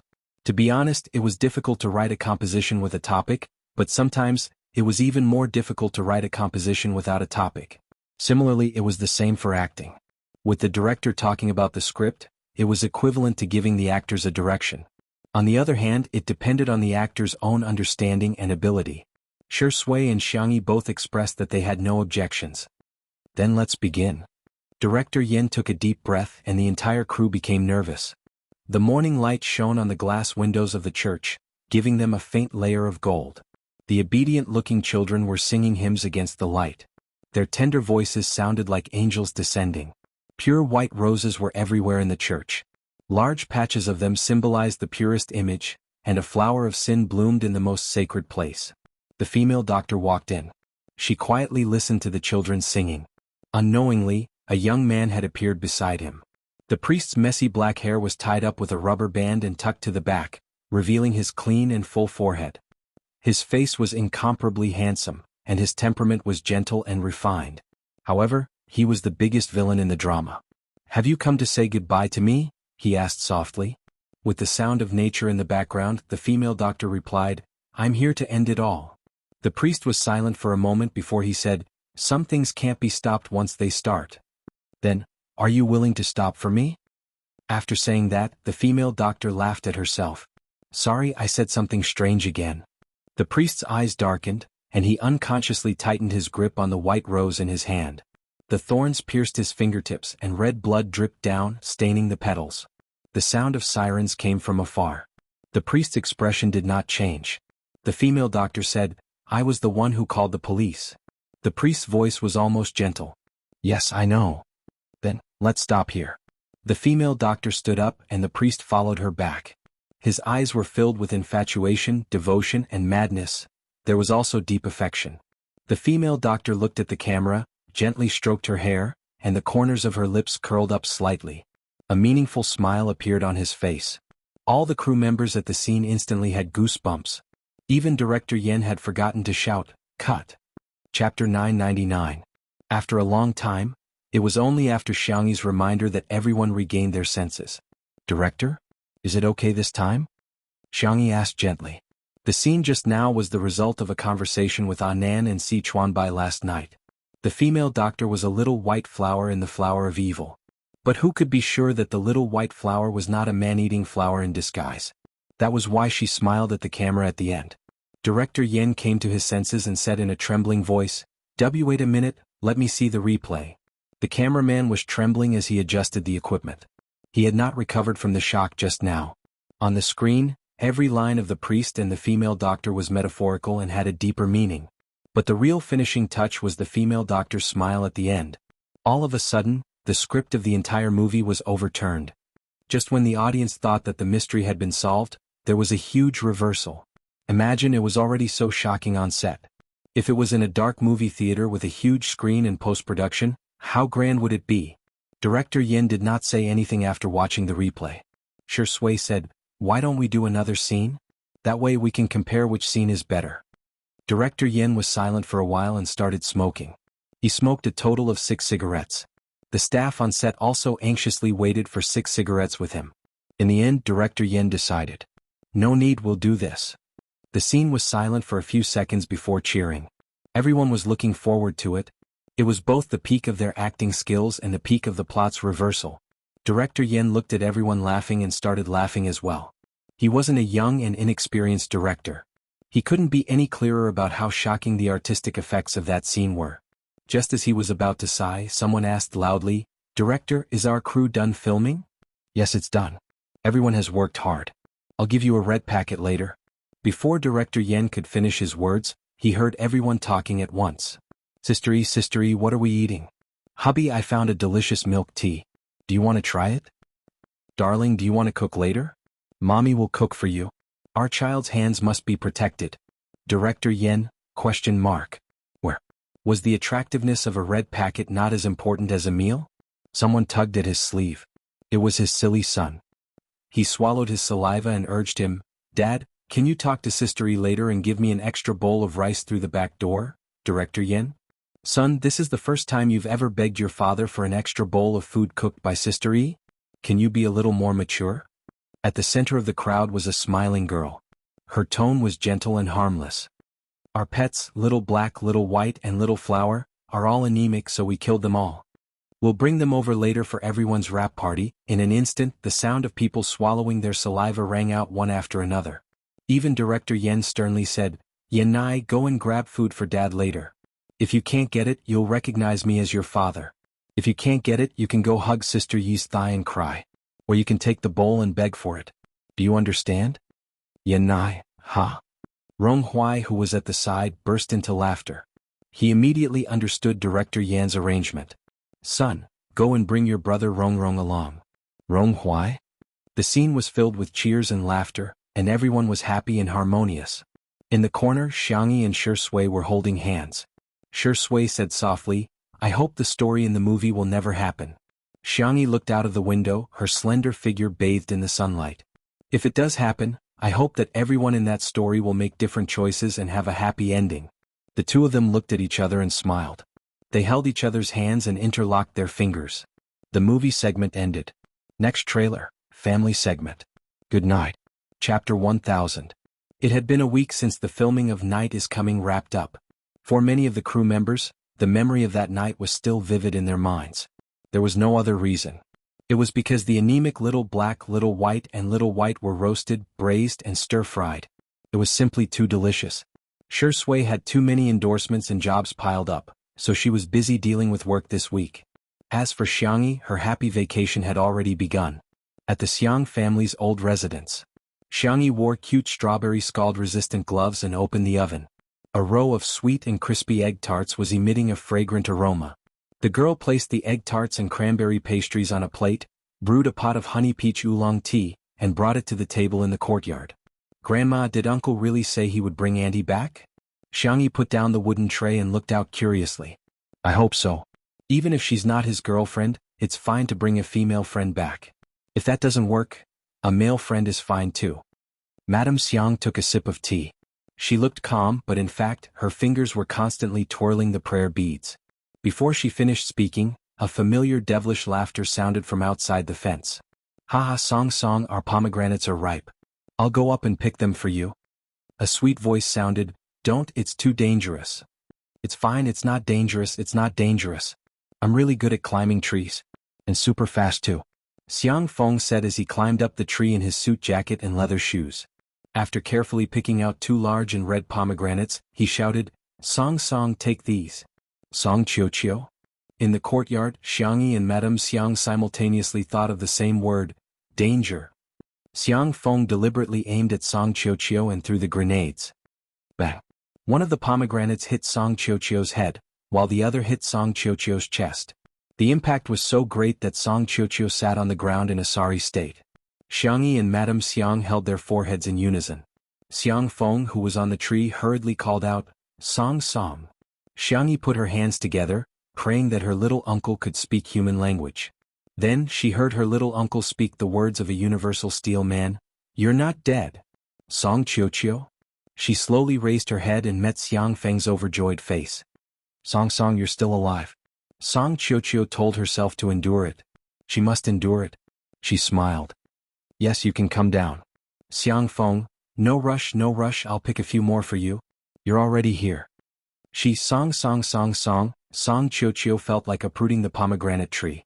Seeing this, Xianxia hurriedly went out to greet him. Sister Song, it's been a long time. Song Qiu had a baby face. Wearing a sweet pink cardigan and a white dress, she looked much younger than her actual age. Tutu. Song Qiu was surprised and happy. She gave Xianxia a big hug, her eyes sparkling. Can I pinch your face? Can I? Xianxia said helplessly, Sister Song, I'm already 21 years old. The next second, her cheeks were pinched and both of them were pinched at the same time. Xianxia, oh, degree asterisk. Oh, at this moment, Xiang Feng's voice came from above. Little Xianxia moved to the side. Don't disturb our Song from picking pomegranates. Xianxia looked up and saw that Xiang Feng had picked a bunch of pomegranates and was holding them in his suit jacket, smiling honestly. Xianxia asked cautiously, Sister Song, did you really come back with my little uncle willingly? Chapter 1001. Song Qiu revealed a smile that was uglier than crying. Yes, right? If there was a word to describe her current mood, it would be regret. Too much regret. She was 28 years old this year. Her family was urging her to get married, so she had no choice but to think of a fake marriage. Of course, before they got married they had to sign a contract. They would only be husband and wife in name. Xiang Feng and she were childhood friends. When they were young they even bathed together naked and played with ducks. Song Qiu felt that Xiang Feng was the most suitable candidate for the fake marriage. When she proposed a fake marriage to Xiang Feng, she originally thought that Xiang Feng would hesitate. She didn't expect him to agree after only 1 second. 1 second. Song Qiuqiu wondered if there was something wrong with his hearing. Now Song Qiuqiu didn't think so. She felt that there was something wrong with Xiang Feng. Rage points accumulated, 50%. Song Qiuqiu smiled virtuously and sweetly. Feng, throw it. I'll catch it. Xiangyi persuaded, Sister Song, let me do it. It's okay. She had chosen the fake marriage partner, so she had to accept it even if he had to kneel. Come on. Song Qiuqiu screamed as the pomegranate hit her arm. Xiangyi's mouth twitched. She desperately gestured to her little uncle. You can throw it on the lawn. Don't throw it all at Sister Song. But Xiang Feng was a little short-sighted and he had climbed high. He misunderstood Xiangyi's waving hand as cheering for him. Good. You're indeed my little niece. You're too loyal to your uncle. Xiang Feng's blood rushed to his head and he threw it faster and more accurately. Song, you can do it. You have to challenge yourself and defeat yourself. This little difficulty in front of you is nothing. As long as you work hard, you can definitely catch the pomegranate. In the courtyard, Madame Xiang broke her prayer beads on the spot. What kind of thing did she give birth to? It was better to have a piece of barbecued pork. Song Qiuqiu, a socialite's daughter, was smashed by a pomegranate for a long time. That scene made those who heard it sad and those who heard it cry. Finally, Song Qiuqiu caught a pomegranate. Xiang Feng slid down the tree and applauded her happily. Song, you did it. You really did it. Song Qiuqiu put on a fake smile. Feng, let's play a game? What game? Dido, pomegranate. Under Xiang Feng's puzzled gaze, Song Qiuqiu swung his arm and threw the pomegranate in his hand. Clang. It hit him squarely in the face. Xiang Feng fell straight to the ground as if he was about to faint from the impact. Xiangyi, Madame Xiang. Song Qiuqiu straightened out her wrinkle-free dress and smiled sweetly. Oh, I'm sorry I was too strong. It's okay? Xiang Feng struggled to sit up.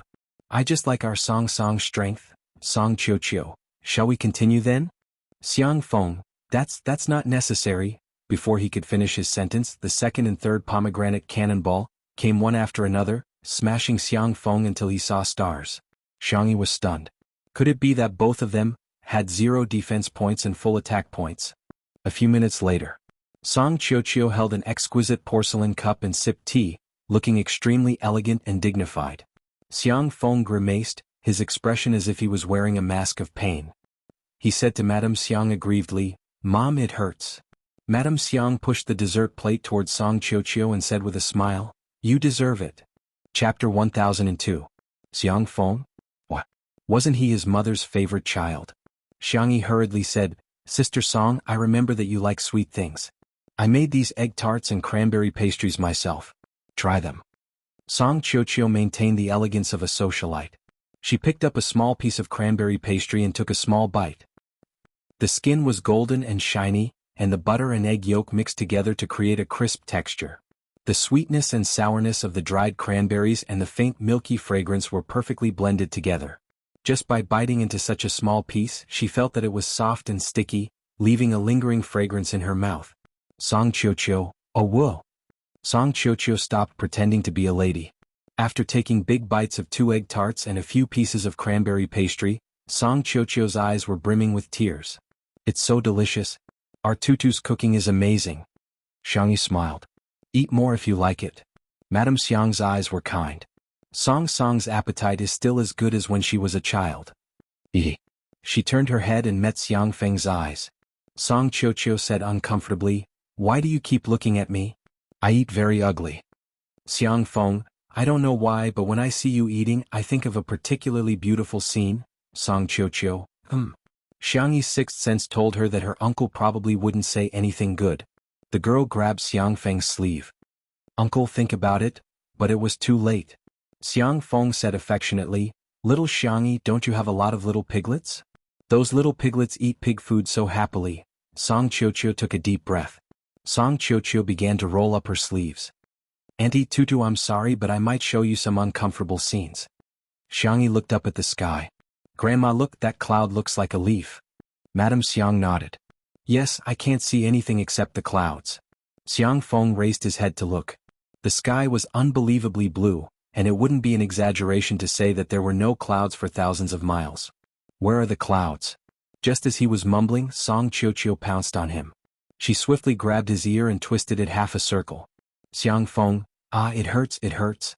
Song was in pain. Let go. Like a little piglet, right? I think you're a pig. Is throwing pomegranates fun?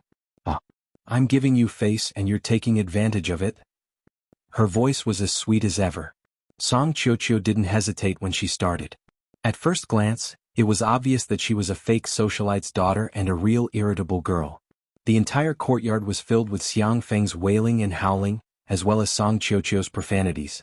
After an unknown amount of time, Song Qiuqiu let go of his hand and said in a delicate and soft voice, Auntie Tutu, I need to use the bathroom. Xiangyi, Sister Song, I'll take you there. No need, no need. I know where it is. Xiang Feng watched her enter the villa, then straightened his back and bragged, Ha, with that little strength of hers, it's like a mosquito bite. It doesn't hurt at all. Xiangyi, Uncle, but you were screaming just now.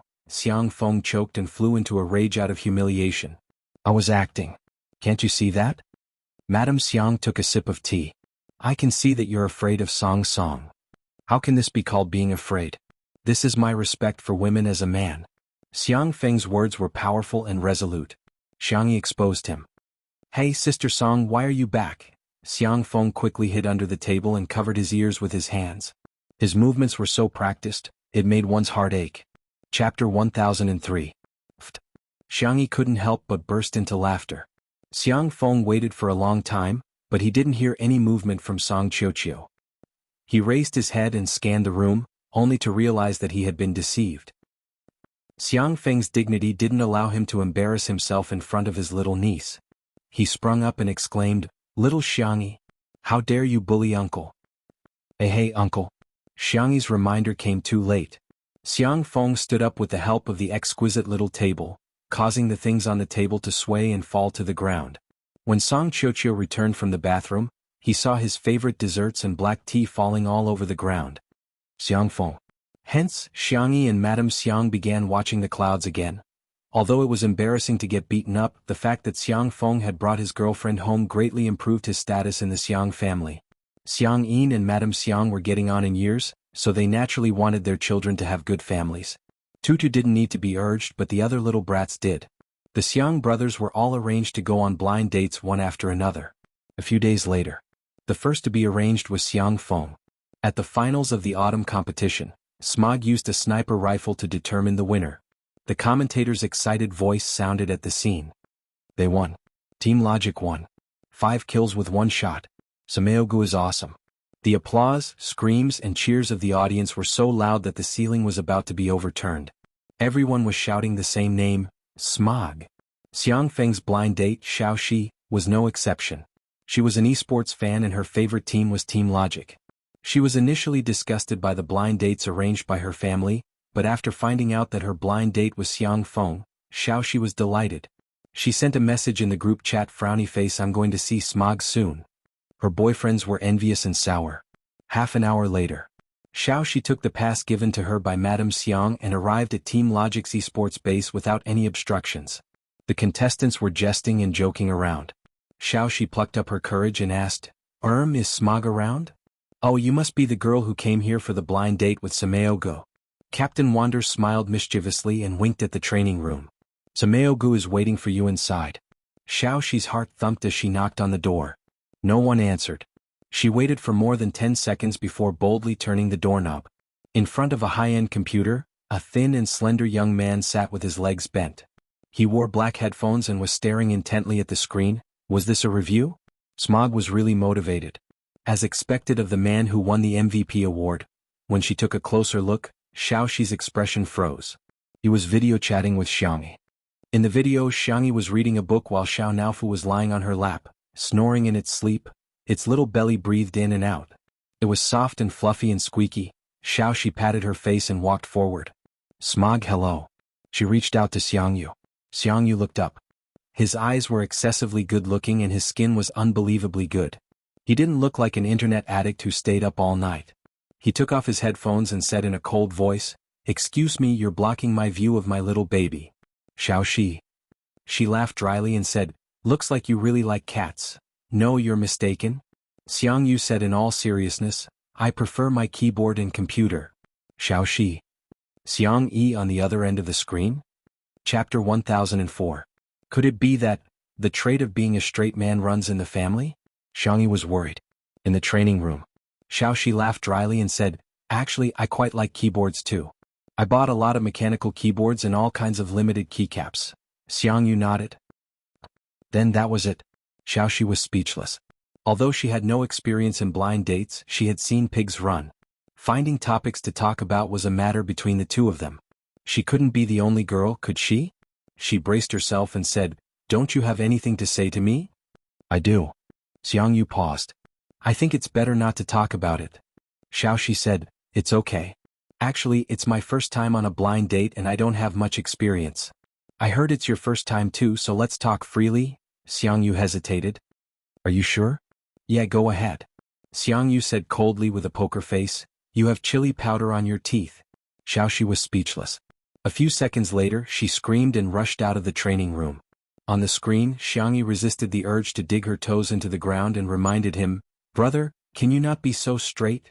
Xiangyu was puzzled. Am I? Xiangyi. That's right, just treat her the same way you treat Xiao Naofu. In that case, Xiangyu might have a glimmer of hope of being single. However, Xiangyu refused without hesitation. How can I do that? I can't betray our Xiao Naofu. It's my only baby. How can I betray my baby for a woman? After a few seconds of silence, Xiangyi hung up the video call. Do whatever you want. Smiley face. Seeing the screen go black, Xiangyu clicked the mouse hard to confirm that the video call was hung up and not a problem with the internet. He was depressed. Did he do anything wrong? Why didn't she show him Xiao Naofu? Creak. The door of the training room opened and 5 heads poked in. Whoa. Xiangyu turned his gaming chair and was shocked to see the row of heads. What are you guys doing? Wonder, that girl is crying. Are you sure you don't want to coax her? The other teammates all started talking at once. That's right, that's right. After all, she's a girl. Sameogu, you don't know how to be gentle with girls, do you? You're just trying to coax her. How can you treat your blind date like that? The little girl is so nice. She even ordered milk tea and cakes for each of us. Do you have the heart to do that? The tip of Xiangyu's tongue pressed against the roof of his mouth unhappily. Alright, stop talking. I'll go take a look. With one hand in the pocket of his dark gray sweatpants, he went to the restaurant. Xiaoxi was sitting on an armchair in the corner, sobbing uncontrollably. Ahem. Xiangyu cleared his throat to make his presence known. Xiaoxi's eyes lit up again. She thought she would hear some comforting words. Unexpectedly, Xiangyu said directly, Can you cry somewhere else? This sofa is Xiao Naofu's favorite. It usually sleeps on it for naps, so it's exclusive to it. Xiaoxi? Listen, is this even human language? And the pillow in your arms, it used to drink milk? Oh right, and you? Xiaoxi couldn't take it anymore and said angrily, You don't like the console and keyboard at all. You obviously like Xiao Naofu. Go spend the rest of your life with your Xiao Naofu. Not only was Xiangyu not angry, his eyes lit up. Such a good thing exists? Xiaoxi. Chapter 1005. Wonder sent me a message saying that Xiaoxi was so angry that she left in tears. Xiangyu reported the results of Huxiang's blind date to her grandmother. Madame Xiang put on a new Buddhist bead bracelet and said calmly, Next. Huxiang can't be that straight, right? At the studio, Xiangqi was making a sample dress. Unlike the ready-made clothes, which were cut from a piece of fabric, he was now using pieces of paper to piece the dress together like a jigsaw puzzle. The assistants had tears in their eyes as they admired the ingenious and flawless design. It was so beautiful. Hades's inspiration was like a fountain that would never dry up. The highlight of an ordinary designer's career was usually just a few years or a series of designs. However, every single one of Hades's designs was always a highlight. They were full of surprises and surprises. The most amazing thing was that he didn't care about the outside world at all. While making the sample dress, he could divert his attention to call his sister. Blind date? Okay, I've already experienced it. Let's see if I can get any inspiration. When he hung up the phone, the last piece of paper was perfectly attached to the mannequin's body. The assistants looked at Xiangqi's artwork with fanatical eyes. However, he shook his head. The design is too ugly. But the assistants? Everyone's heart was bleeding. How was such a perfect dress ugly? However, they knew that Hades could definitely come up with a better design. There was no reason for it. They just had confidence in him. Xianxia was casually modifying the design drawings. Before long, he heard a notification from his Bluetooth earpiece. He took out his cell phone and saw that his sister had sent him a business card and a long paragraph of detailed information. Huxiang, this sister is called Elena. She's a supermodel. She likes French food and hates frivolous perfume. Xianxia felt a headache coming on. He clicked to add her as a friend, chatted with her and asked her out for a meal. Everything went smoothly. This made Xianxia's ego swell. It turned out that finding a girlfriend was so easy. Seeing that his status in the family had risen, his sister cared a lot about him. She would cook 2 of his favorite dishes for every meal. Xianxia secretly swore in his heart. He, the Xiang clan's Chi, must become the second man in the Xiang clan to leave his single life. At night. At a certain French restaurant, the decor was elegant and exquisite. The pianist was playing soothing and melodious music. There was an exquisite white porcelain vase on each table. According to Elena's preference, the vase was decorated with white double-petaled fragrant snow orchids and green eucalyptus leaves. Xianxia had also chosen a steady, woody perfume for his perfume. He had chosen a simple, clean and pure-colored suit for his suit. His hair was casually tied back, giving him a designer's artistic aura. As expected, Elena was very satisfied with his first impression. The 2 of them talked about art, literature, fashion, movies, music. Because of their jobs, the 2 of them had a lot of common topics and shared similar values. Facing the devilishly handsome man in front of her, his peach blossom eyes were captivating when he smiled, and even the way his Adam's apple bobbed up and down when he drank water was exceptionally tempting. Elena was not a reserved girl. Once she liked someone, she would take the initiative. She winked at Xianxia. Let's go for a drink? Sure. Half an hour later. Elena sat in a milk tea shop, holding a large cup of milk tea with pearls, taro balls and bobo. She gritted her teeth. This is called drinking 1 cup? Chapter 1006. What else? Xianxia took a big sip of milk tea and gave her a thumbs up. That's right, this is the taste. Elena was speechless. She was a supermodel. How could she drink such a thing? Out of politeness, she took a small sip. Why don't we do something exciting, okay? Elena hinted again. Okay, I'll listen to you. Xianxia drank the milk tea. I'll drink this cup. Elena smiled fakely. When they passed by a trash can, she quickly threw it in when Xianxia wasn't paying attention. 10 minutes later. The car stopped. Elena touched up her makeup on the air cushion. She thought that they had arrived at the hotel, but unexpectedly, the car stopped beside a small alley. Looking at the dark alley, Elena gritted her teeth. Although the environment was a little harsh, it was hard to meet a man as good as Hades. Thus, she gritted her teeth and got out of the car. In the dark, Elena took off her coat and said in a charming voice, "Let's start. What's the hurry? We're not there yet. Hey, why are you taking off your clothes? That's not very good. There are still 8 people later." Elena was about to vomit blood. You actually called 8 people? Are you a man? She was going to post. She was going to expose Hades, this shameless person. Elena typed indignantly. Just as she was about to send the post, she heard Xianxia say matter-of-factly, "Don't you want something exciting? It's definitely more fun with more people in that escape room." Xianxia pushed open a door with ease. The dim yellow light illuminated 2 lines of large words. The most fun escape room in South City. Real people cosplay. It's free if it's not exciting. Elena was speechless. Elena changed her clothes and entered the secret room in fear. Fortunately, she was in the same room as Xianxia. The room was luxuriously decorated. The lights were ambiguous and hazy. On the large carved bed, there was a wine-red silk quilt. Elena's fingers gently slid across Xianxia's back. Her breath smelled like orchids. "Hades, don't you think this is very suitable for kissing?" Xianxia pushed her away righteously and scolded her bitterly. "Is this the attitude you're using when you're playing escape room? Where's your basic respect for this game? God, I didn't expect you to be like this, Elena." Elena? *CK, I'm not playing anymore. She was so angry that she sat on the bed and watched as Xianxia jumped up and down to look for clues. He even climbed up the ceiling vent to study it, but he didn't even look at her. Suddenly Xianxia stopped. Elena thought that he was finally going to talk to her, so she secretly pulled down the straps of her dress. However, Xianxia actually sat on the ground, picked up a small sketchbook that he always carried with him and started to draw designs. He was even shouting. This gender-neutral detective outfit will definitely suit little sister. No, how can one be enough? I want 10 sets. Elena smiled. Elena deleted Xianxia from her friend list. The next day in the courtyard. Grandma third brother is also. Xianxia sighed. She didn't need to say anything. Madame Xiang changed the string of prayer beads in her hand again, but her expression was very calm. "So okay, next. Lily has been a good child since she was young. She never made us worry." Xianxia said, "Second brother should be different from them, right? After all, second brother was a genius." At the research institute. Blind date? Xiangli adjusted his glasses and smiled gently. Sure, Tutu. Chapter 1007. Xiangli was very surprised by Hua Tingrue's cooperation. Madame Xiang was also very pleased. Maybe Lily can find her other half through the blind date. Of course, even if she doesn't fall in love, it's good to make more friends. Xiangli was also looking forward to it. Xiang Li's blind date was a big deal for the Research Institute. The Research Institute reported it to the higher-ups and won him a precious half-day off. His colleagues in the laboratory also cheered him on. "Dr. Xiang, bring us a sister-in-law." Regardless of whether it was teasing or encouraging, Xiang Li smiled and nodded. His temper was unbelievably good. The next day the sun was warm and the wind was gentle.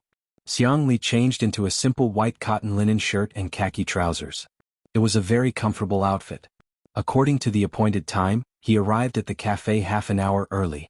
The bodyguards sent by the state to protect him were either out in the open or in the dark, guarding the cafe. Xiang Li ordered a caramel macchiato for himself. He had always liked all sweets. Being fond of sweets was probably part of the Xiang family's genes. He drank 2 cups of coffee before his blind date arrived. Xiang Li lowered his head and glanced at his watch without batting an eyelid. He was 15 minutes late.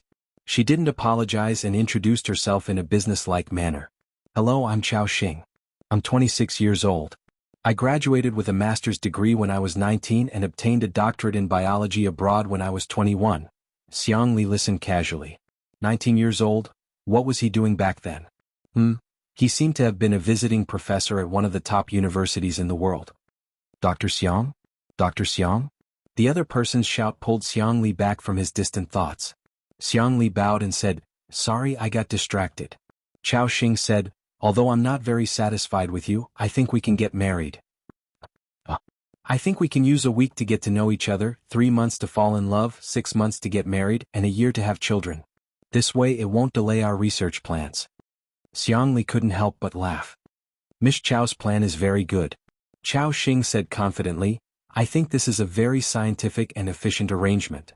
Xiang Li took a sip of coffee and faintly said, "But Einstein said that science is about the research of the laws of facts. Before we have a test sample, I don't think Miss Chao's proposal is the best solution." "So, Dr. Xiang is not satisfied with me?" Chao Xing raised her eyebrows. "It's okay. I've seen many men like you. I fully understand and respect your thoughts." Xiang Li smiled. "Einstein also said that there are 2 things that are endless, the vast universe and the ignorance of mankind. But I can only be sure of the latter."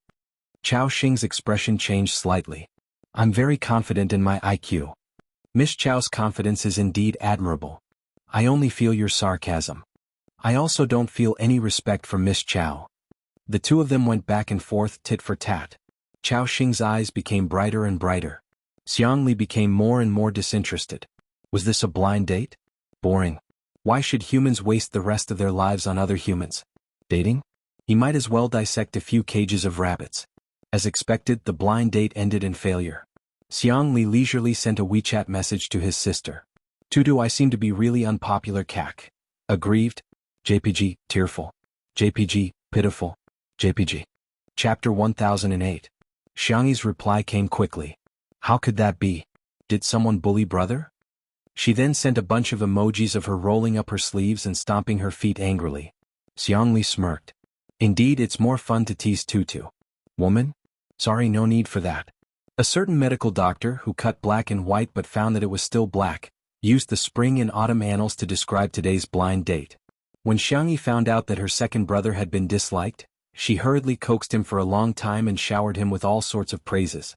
She even promised to cook a lot of delicious food for him. Only then did Xiang Li, aggrieved and pitiful, express that he didn't feel so bad anymore. "Grandma, this is what happened." The same scene repeated itself in the courtyard one afternoon. Madame Xiang sighed and said, "Ah, forget it. Instead of finding someone who doesn't get along with me, I might as well be single." But Qinshan and Xiaowan have known each other for a long time, right?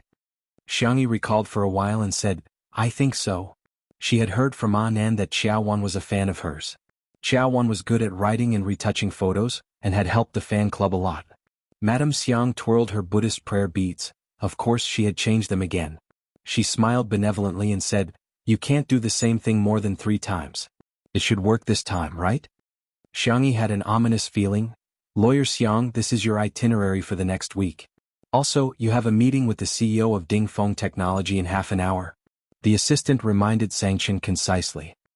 He sat in front of the walnut table with his hair combed back, looking like a meticulous elite. He was dressed in a black suit and a white shirt. His well-defined fingers were casually flipping through the judgment papers. His aura was cold and indifferent, just like the cedar trees on the distant mountains.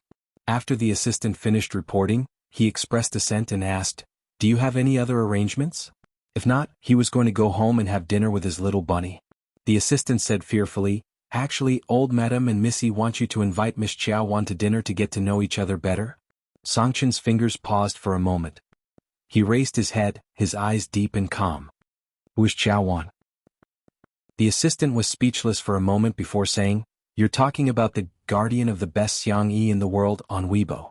Previously you even helped her friend fight a lawsuit." Sangchen nodded slightly. "So it's her." Every time Guardian finished editing a picture or made a promotional poster or sticker pack about Xiangyi, it would send him a copy immediately. Sangchen had even set her as a special notification so that he could receive a picture of the bunny as soon as possible. The assistant, "Then did you agree? Lawyer Xiang actually agreed to a blind date?" Sangchen, on the other hand, thought that it was just a meal. Coincidentally, he saw Xiaowan's Weibo update. She posted a set of 9 photos, each of which depicted Xiangyi as beautiful as a painting. The caption accompanying the post was, "I still have a lot of stock, I have to work hard today too. Let's go." Sangchen liked the post and then sent her a message to invite her. Soon, Sangchen said without even looking up, "Help me book a quiet restaurant." The assistant was extremely excited. Okay. I'll go right away. I didn't expect the 1,000-year-old sago tree to blossom one day. I must choose a hotel that has 5 stars in all aspects. It was 7 o'clock in the evening. Sangchen and Xiaowan took a seat in the restaurant. Xiaowan recalled what her roommate teased her before she left. "Lawyer Xiang, are you interested in you?" She asked nervously. "Lawyer Xiang, is there something you need from me?" Chapter 1009.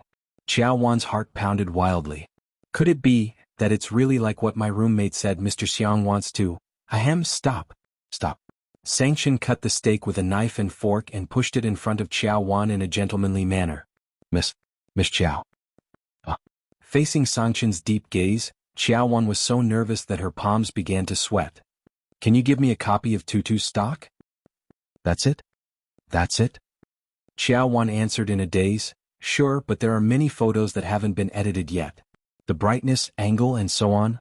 It's all right. I'll go back and sort them out before sending them to you. There might be a lot of documents, probably dozens of gigabytes." Upon hearing this, Sangchen's cold eyes lit up. "Please send me a copy of all of them." Okay. Xiaowan felt relieved.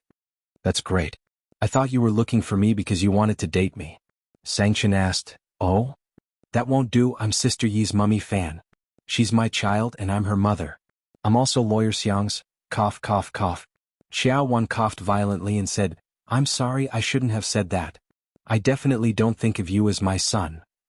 After being his sister's fan for so long, Sangchen had already mastered many of the terms used in the fandom. The so-called mummy fan didn't really treat the artiste as their son or daughter, but rather, it was similar to the feelings of a mother who was worried sick. "I know." Xiaowan asked, Really? Sangchen said, "Don't worry. Remember to send the photos." Only then did Xiaowan let go of her hands and feet and eat the steak without restraint. At this moment, a sweet female voice sounded. "Brother Chin, what a coincidence. You're here too." Xiaowan looked in the direction of the voice. The person was wearing a pink little fragrance suit and carrying a white sheepskin bag. She looked innocent and noble. Sangchen's attitude was cold. "Miss, what can I do for you?" The little princess was shocked. You don't remember me?" Sangchen replied expressionlessly, "Yes. I went on a blind date with you 2 days ago. The little princess stomped her feet in anger. Did you reject me because of this woman? Xiao Wan, who was innocently implicated, she was impatient and blurted out, "You've misunderstood. Lawyer Xiang and I are at most mother and son." Xianxia was confused. The little princess, ? Xiao Wan immediately corrected herself, "Just friends. No, it's just a netizen." The little princess didn't believe him and her eyes turned red.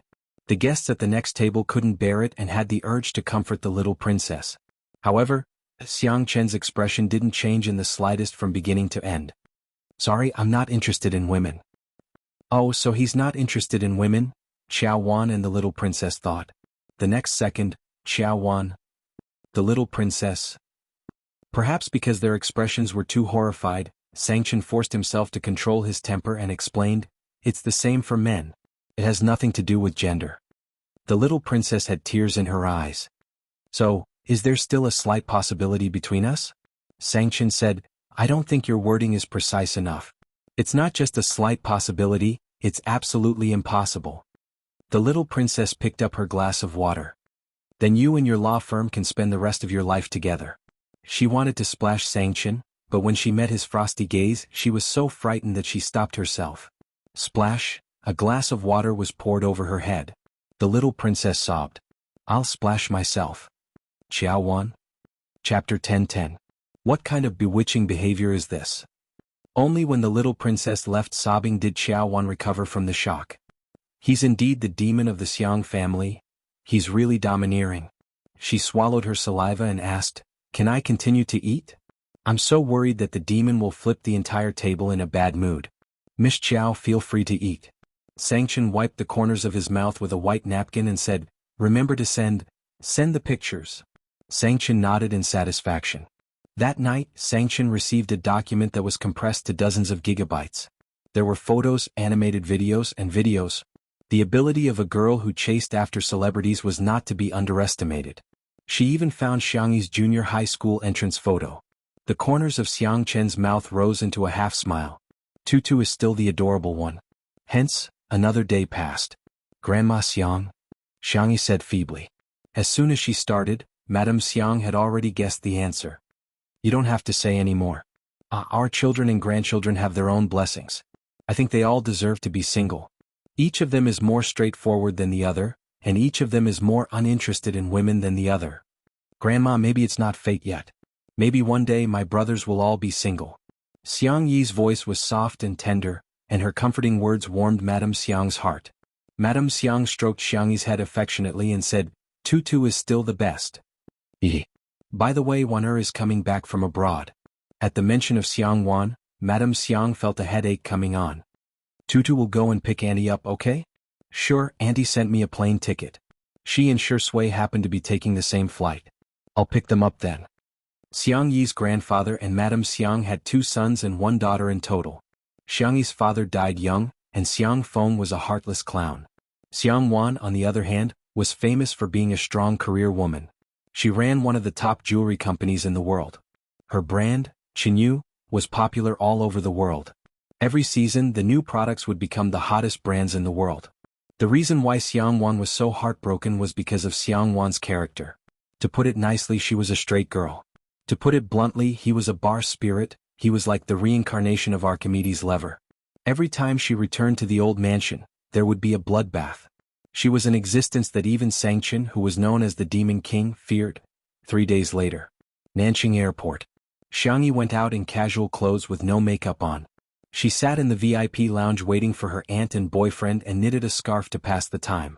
The girl's slender fingers were light and nimble, and the stitches were neat and exquisite. The wool ball grew bigger and smaller, and the scarf grew longer and longer. Even though she was sitting in the corner, the girl still had an attractive aura. Someone recognized Xiangyi and paced back and forth in front of the girl more than 10 times, hesitating whether to go up and say hello. After walking in front of Xiangyi for the 16th time, he finally mustered up his courage and said, "Sister E, hello. I'm your fan. Can I take a photo with you?" Xiangyi said in a good-natured manner, "Sure." He heaved a sigh of relief and said, "Sister E, you're so nice." Just as she took out her phone before she could take a photo, someone suddenly pushed her aside. It was an internet celebrity who was holding a phone stand and doing a live broadcast. Wow, my babies, look at how lucky I am. I actually met Xianxia. Sister E, say hello to my fans in the live broadcast room.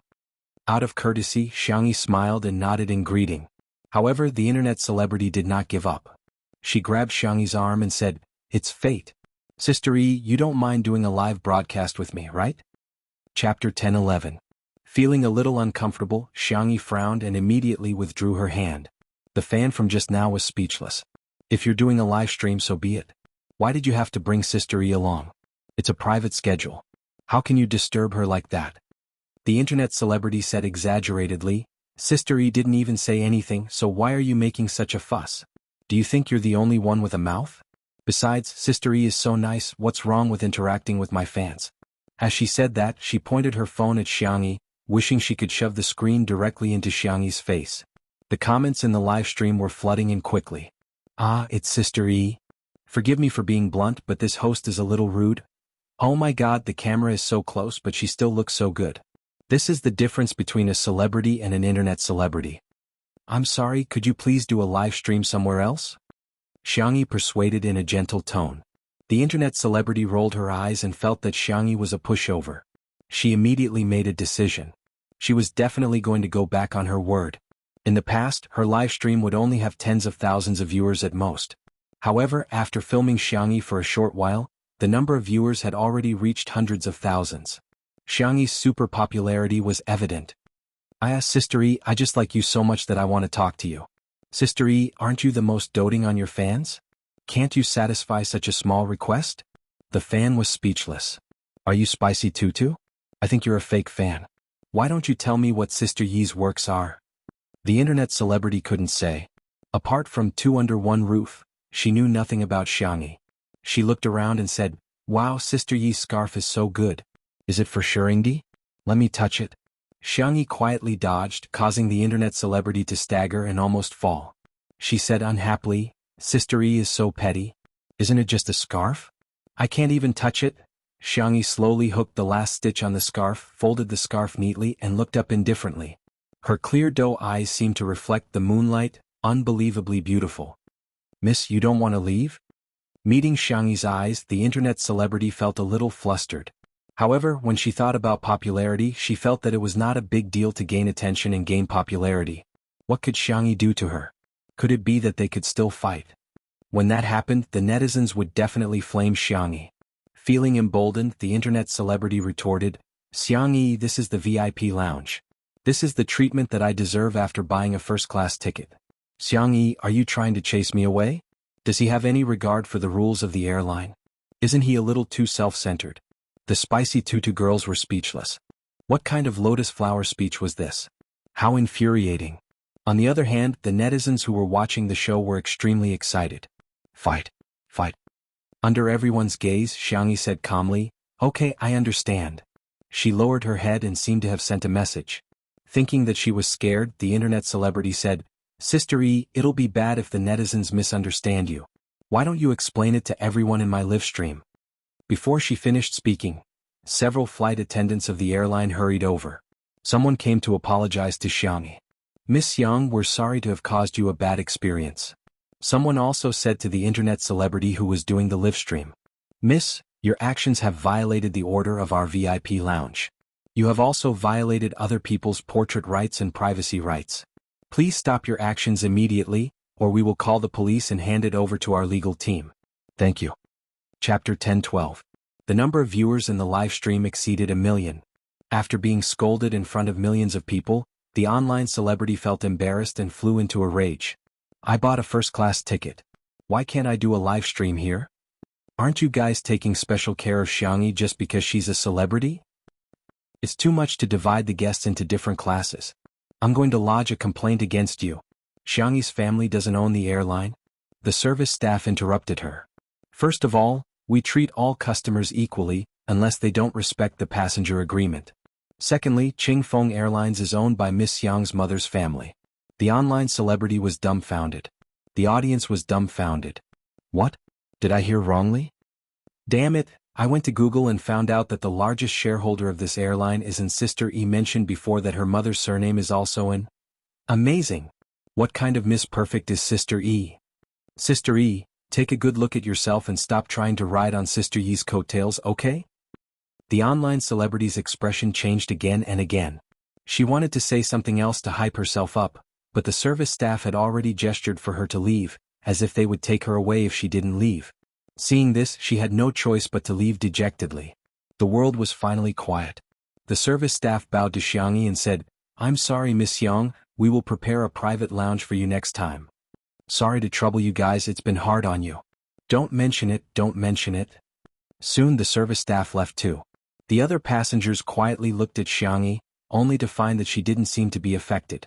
She picked up the crochet needle and started knitting a new scarf. Her movements were skillful and beautiful. At the same time, outside the lounge, the online celebrity was so infuriated that her nose was almost crooked. She said to the camera, "Did you guys see that? So what if you're rich? Do you think you can do whatever you want just because you're rich?"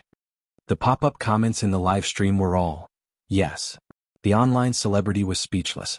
The number of viewers in the live stream dropped sharply. Without Xianxia around, the netizens naturally lost interest in her. The internet celebrity quickly changed his train of thought to whet everyone's appetite. Isn't everyone curious about who Xianxia is here to pick up? The scarf she knitted just now was pink. Do you think Shirindi will use a pink scarf? Out of curiosity, many of the audience stayed behind to see what she was going to say. When the internet celebrity saw that the number of viewers had stabilized, he lowered his thick false eyelashes and rolled his eyes. Who knows, maybe she's here to pick up a little fresh meat. For example, Jiangchen, Yennai, Ronghuai and so on. It's reasonable for young boys to use pink. Before he could finish speaking, a capable and venomous female voice rose behind him. "Miss, may I ask if you don't have a father or mother?" The internet celebrity turned her head abruptly, and the phone screen turned along with it. The audience saw a woman who was about 170 centimeters tall. She was wearing a camel-colored long windbreaker and a pair of black boots. She wore a pair of brown sunglasses on her palm-sized face. Her entire demeanor was elegant and outstanding. "What are you talking about? If I don't have a father or a mother, doesn't that mean I'm an orphan?"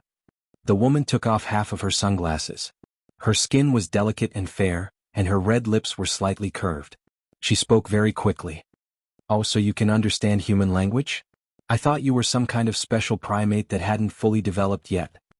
Chapter 10:13. The internet celebrity was dumbfounded. She finally came back to her senses and wanted to fight back, but under the suppression of the other party's powerful aura, she could only say weakly, "You, how can you speak like that?" Her gaze landed on her phone. She made a small calculation and immediately complained to the audience, feeling aggrieved. "My dear babies, look, this person is so uncultured. How can she say that about me?" Unexpectedly, there was a sudden change in the style of the comments. "Ah, pretty sister's looks are killing me. What kind of domineering sister is this? I love her. Pretty sister is too domineering. Please debut on the spot." The internet celebrity had mixed feelings. Is this the legendary world where looks matter? Xianxia sneered. "I really envy your face. It's so well maintained. Even a fly would sprain its ankle if it walked on your face, right?" The internet celebrity was speechless. "Lady, I don't know what I've done to offend you, but you're attacking me personally. If you insult me again, I'm going to hire a lawyer to sue you." "Insult you? Are you worthy?" Xianxia sized her up from head to toe. "You're bullying our little tutu because she's beautiful and soft-hearted. I'd like to know which law says that an ant can't stand up for our little tutu." "Aunt? This woman is actually Xiangyi's aunt?"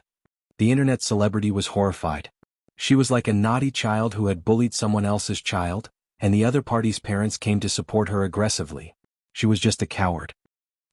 "I just like her and want her to do a live stream with me." "Like? Our little tutu doesn't need your cheap and ridiculous liking at all. Live stream? If our little tutu wants to do a live stream, she can do it. If she doesn't, don't even think about forcing her." Forget it, it's not easy for you either. God has sprinkled wisdom all over the world, but he has given you an umbrella. Okay. Xianxia rolled her eyes at her and walked towards the lounge elegantly in her high heels. She was so aggressive that the internet celebrity was almost doubting her life.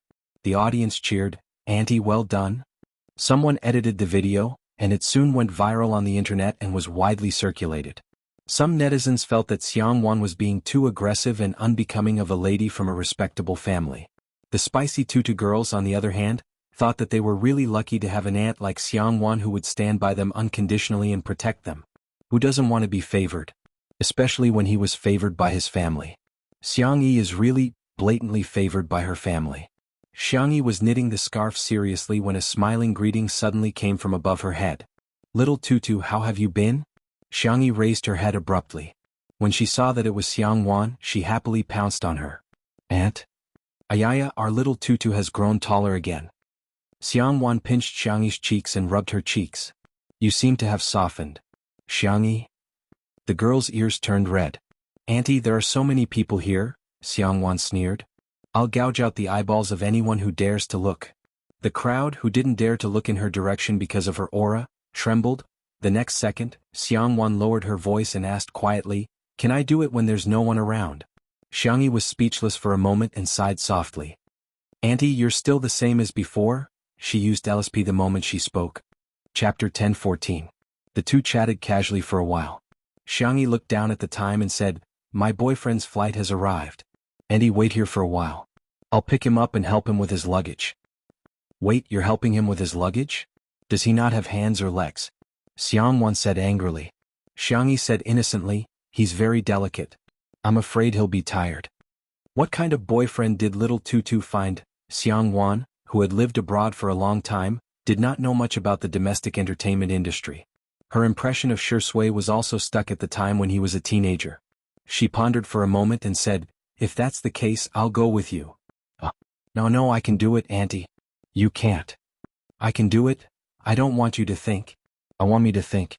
Under Xiangyuan's insistence, Xiangyi had to agree. The two walked through the VIP passage and saw Shui at the end. The man had just gotten off the plane and was wearing a clean and warm white turtleneck sweater. He took out his phone from his trouser pocket, turned off the airplane mode, and sent a message to Xiangyi immediately. Xiangyi waved at him and said, Here. Shui turned his head. After seeing Xiangyi, the slightly sharp and cold aura around him disappeared. Like a frozen lake welcoming spring, his eyebrows and eyes were full of smiles. Xiangyi stepped forward and said, "I'll help you with your luggage." Shui chuckled and said, "Okay, then let's exchange." Xiangyuan, who was not far away, pursed her lips and was a little disgusted. However, when Xiangyi took Shui's boarding box, she found that the man's box was too light. On the contrary, her pile of wool was heavier. "Why do you have so few things?" "I can't help it. I want to go home." While talking, the two walked to Xiangyuan. Shui called out gently, "Auntie?" Xiangyuan flipped her long hair and said, "Please don't. You haven't married into our family, so it's not appropriate for you to call me Auntie. Call me Madame Xiang." "Auntie?" Xiangyi protested softly. Shui chuckled and said, "Miss Xiang. It's only 10 years. Xiangyuan put on a fake smile. "I remember what you said at that time. I won't be tempted by any girl in this world. What does this mean?" Xiangyuan knew that he was just being impulsive, but she still felt unhappy. Little Tutu is so cute, there is no pig in this world that is worthy of her. Shui couldn't help laughing. "Tutu is different. Tutu is a little fairy." Glib tongue. Shui didn't defend himself. He walked through the VIP passage to the parking lot and opened the car door for the two ladies. After getting into the car, he took the initiative to pick up Xiangyi's crochet needle and started knitting. He was actually knitting better and faster than Xiangyi. Xiangyuan thought, "I think I can do it too." She tried, but she couldn't even lift the needle, so she gave up on the spot. This is not something that can be done by humans at all. At the side, Shui's fingers flew nimbly and cleverly. Xiangyuan said with a sharp tongue, "You're inhuman." If it were anyone else, they would probably mind and get angry, but Shui said gently, "This is just a small trick. It's just a small trick. Miss Xiang, you're the one who's at the peak of jewelry design." "I like your designs the most." Xiangyuan interrupted him. "I know you're going to talk about the Drunken Red Makeup series, right? That was Xiangyuan's famous work, and it was also the most well-known set of jewelry designs." Shui said gently, "I like the Drunken Red Makeup series too, but I still like your Such a Country the most." Xiangyuan coughed softly.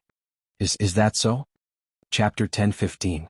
For a long time, people with ulterior motives approached Xiangyuan and mentioned the Drunken Red Makeup series. In fact, Xiangyuan was quite disgusted. But what Shui mentioned was a set of unpopular designs that had not been officially sold. There were only drawings and a set of finished products, which were now collected in a foreign art museum. Xianxia herself liked that series of works very much, and even had a good impression of Shui. Then Xiangyi enjoyed her boyfriend's 10-minute bootlicking. Shui praised Xianxuan's such a country from all angles. His words were gorgeous, his professional knowledge was profound, and his art appreciation was superb. Xiangyi was simply amazed. Originally, she was worried that her aunt would not like Shui and would mercilessly ridicule her like how she treated her little uncle. Unexpectedly, 10 minutes later, Xianxia looked at Shui with a much gentler gaze and said with satisfaction, "You're a good child. Xiangyi? I'm very relieved to leave Tutu in your hands. Xiangyi? When are you going to get married? I have to design wedding rings for you. Xiangyi?" Shui smiled slightly. Progress bar on aunt. From 0% to 100%, it was that simple. Along the way, Xiangyi thought that her aunt had changed, but when they returned to the old mansion, her little uncle and aunt bumped into each other. Xiangfeng instinctively trembled and took 2 steps back. His 3 souls were all out of his body as he looked around to see if there was a taller tree. Xiangwan crossed her arms and said lazily, "Feng Feng." Xiangfeng puffed out his chest and stood at attention. "Here. I heard that you rubbed off a piece of paint on my Afan's little cutie." Xiangwan liked to buy cars, and the little cuties she mentioned were all kinds of sports cars, off-road vehicles and large motorcycles. Xiangfeng said with a sad face, "It's just a small piece, really. Sis, it's just a small piece." Xiangwan hooked her finger. "Come here. I won't. Don't force me to go over." His tone was threatening. Xiangfeng inched to her side and caught a glimpse of Xiangyi and Shui out of the corner of his eye. "Sis, Lil Xiangyi and Shui are still here." "Ears? Sis, come over here yourself." Xiangyi tugged at Shui's sleeve. "Ahem, maybe you want to watch the clouds with me?" Shui chuckled. "My pleasure." "Woo-woo." Xiangfeng hunched over. The 1.8-meter-tall man pitifully put his ear in front of Xiangwan. Xiangwan grabbed it and turned on her machine gun mode. "Did you grow your head to look taller? His IQ is thinner than the oxygen in the Himalayas, and the pit in his brain is deeper than the Liana Trench. Where did he get the guts to touch my little cutie? Cry, cry, cry your head.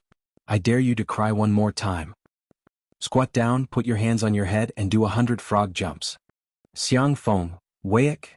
Compared to Xiangwan, even the great demon king Xianxia seemed gentle and cute.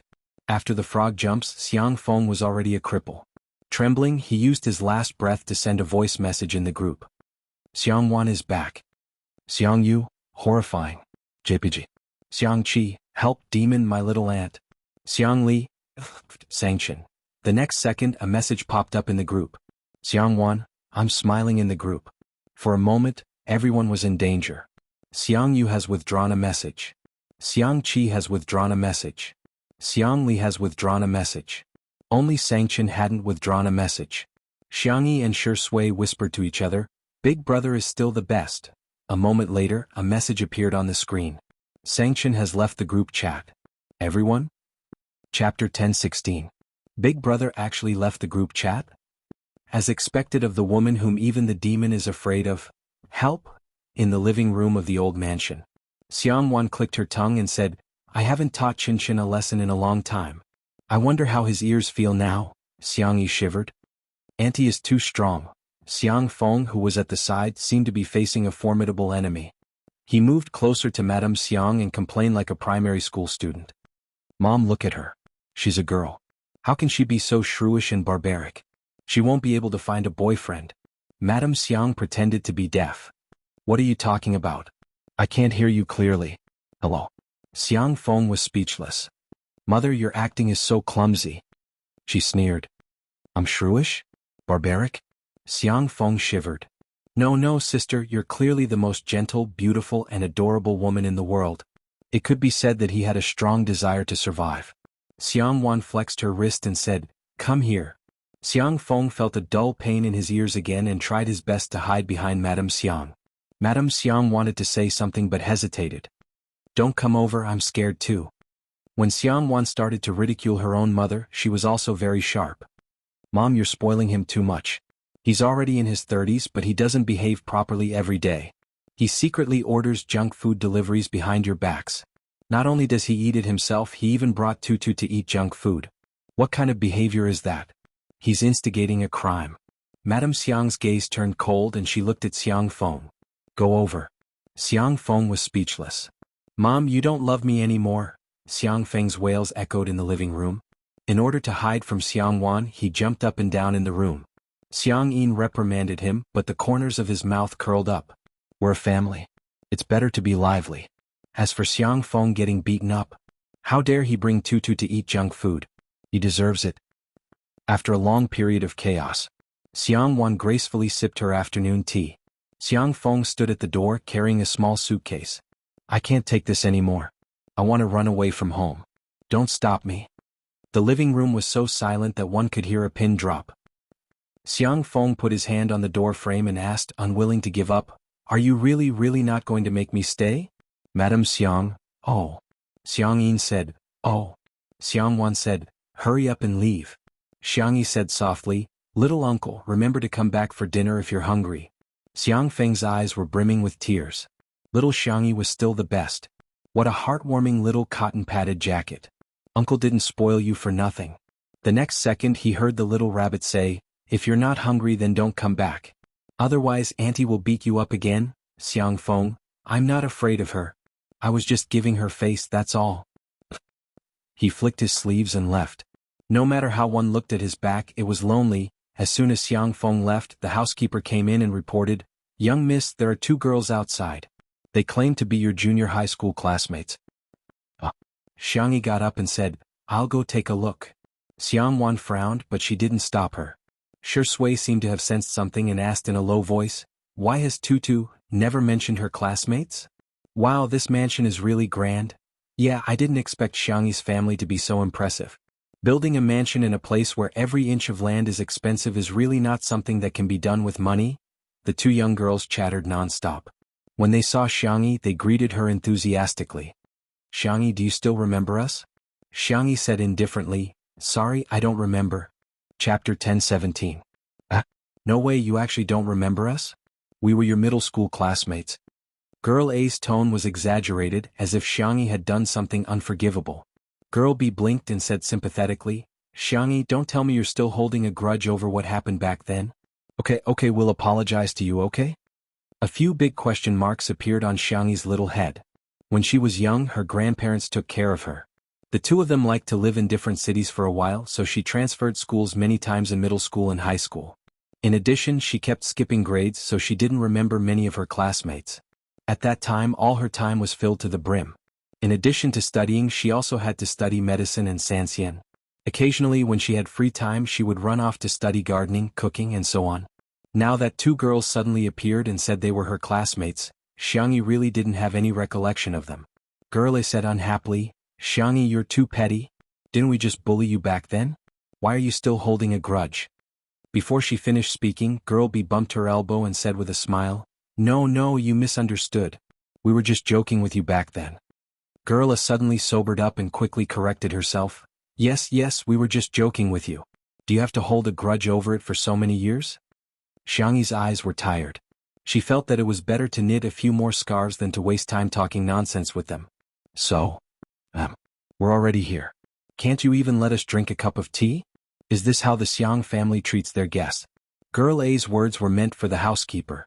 She thought that the Xiang family's housekeeper would definitely be smooth and slick and take care of everything. You would definitely let them in. That way, the 2 of them would be able to bring up the matter of the invitation letter. Unexpectedly, the housekeeper was expressionless. Young miss, are they really your classmates? I don't know either. Girl A was anxious. How could we lie about something like this? Girl B was more shrewd. She took out a school badge from her bag. This is Xingyin Junior High School's badge. I've been keeping it. Xiangyi tried to recall. I think I studied in that school for about a month? That's right. We're your classmates from the class next door. The butler was speechless. How could they be considered classmates? But then again, Little Miss was always bullied by her classmates in the past. Sigh, he really felt bitterly disappointed for Little Mississippi. If that's the case, then come in and have some afternoon tea, Xiangyi said lazily as she asked the housekeeper to bring her half-knitted scarf. In the courtyard, a young girl yawned. She was lazy and sleepy, but the speed at which she knitted the scarf was very fast. Her white and slender hands fluttered in the wind, and it was pleasing to the eye. The butler served the 3 of them English tea and French desserts, bowed and left. Girl A took a sip of tea and praised, Xiangyi, your tea is so good. Wow, this dessert is so beautiful. Can I take a picture? Feel free. She took out her phone and kept taking selfies. She muttered that she would upload them to her WeChat moments later. Girl B secretly cursed her for being an idiot. She smiled at Xiangyi. Xiangyi, I heard that your aunt returned to the country. According to tradition, she's going to hold a party. I want to ask, do you have any more invitations for us? Of course it's fine if you don't. We don't want to cause trouble for you. Chapter 10:18. Xiangyi yawned, her doe eyes glistening with tears. No. Girl B's words were beautiful, but her eyes betrayed her. Her fingers unconsciously clenched the hem of her skirt. Girl, I couldn't be bothered to take photos anymore. It's just 2 invitations. Xiangyi, can't you just tell your aunt? We're classmates after all. Aren't you going to give us some face? Or are you saying you can't even get an invitation? Xiangyi said, well, I can't. I'm useless. I can't get one. No way, how can you be so mean to yourself? Girl A was impatient and wanted to say more, but Girl B kicked her calf under the table. She immediately shut up. Xiangyi, do you still remember the Lover's Lake and the cherry blossoms at Xingyinhai? A lot of people go there now. Girl B changed the topic as if nothing had happened. Girl A suddenly realized. So they're trying to play the emotional card. Thus, the two of them started to reminisce about their so-called youth. With Xiangyi, as they chatted, Xiangyi casually asked a few questions and got the whole story. Xiangyi, we didn't mean to ignore you back then. Yeah, we didn't mean to lock you in the bathroom. Besides, didn't you kick the door open yourself? We didn't mean to report you either. You received too many love letters and gifts, so you were targeted by the dean? Xiangyi fell into deep thought. Back then, was she bullied in school? In the living room. That's pretty much it. Tutu used to be bullied in school. Fortunately, she was slow and never thought that others were bullying her. Xiangwan blamed herself when she talked about the past. Xiangyi changed schools many times, but she never had any lingering feelings. At first, the Xiang family didn't think much of it, but later on they found it strange. It seemed like she never had any friends. It wasn't until one time when Xiangwan secretly went to the school to see Bunny that she realized what Xiangyi had gone through. On the surface, Xiangyi was a popular figure in the school and was very popular. In fact, all kinds of cold violence, soft violence, and verbal violence emerged one after another. Xiangyi was very polite to everyone, but because she was too busy to socialize, she kept a distance from her classmates. In the eyes of her peers, Xiangyi was arrogant, cold-blooded, and condescending. Therefore, some people were like rats in the dark, secretly doing things that could not be exposed. Thinking about it now, Xiangwan still felt angry. Although she had already taught those scumbags a lesson behind Xiangyi's back, Lin Mingya knew that Lin Mingya was not a good person.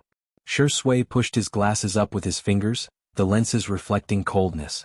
He slowly stood up and walked towards the courtyard. Xiangwan thought about it and walked out with him. The two of them stood on the steps and heard the conversation of the 3 girls in the courtyard. Xiangyi, we were just joking back then. Now that I think about it, isn't it funny? Please don't take it to heart. Forgive us, okay? Hearing this, Xiangwan couldn't take it anymore. She rushed forward in her slippers, and her flats gave off a swift and decisive aura. She quickly grabbed the hair of the 2 girls and said, "What are you doing? Joking? You guys look like a joke to me." Forgive? Why should I forgive you? Who do you think you are? Your existence is probably to prove the validity of the biological diversity theory. Our tutu has my protection, understand? Chapter 10:19.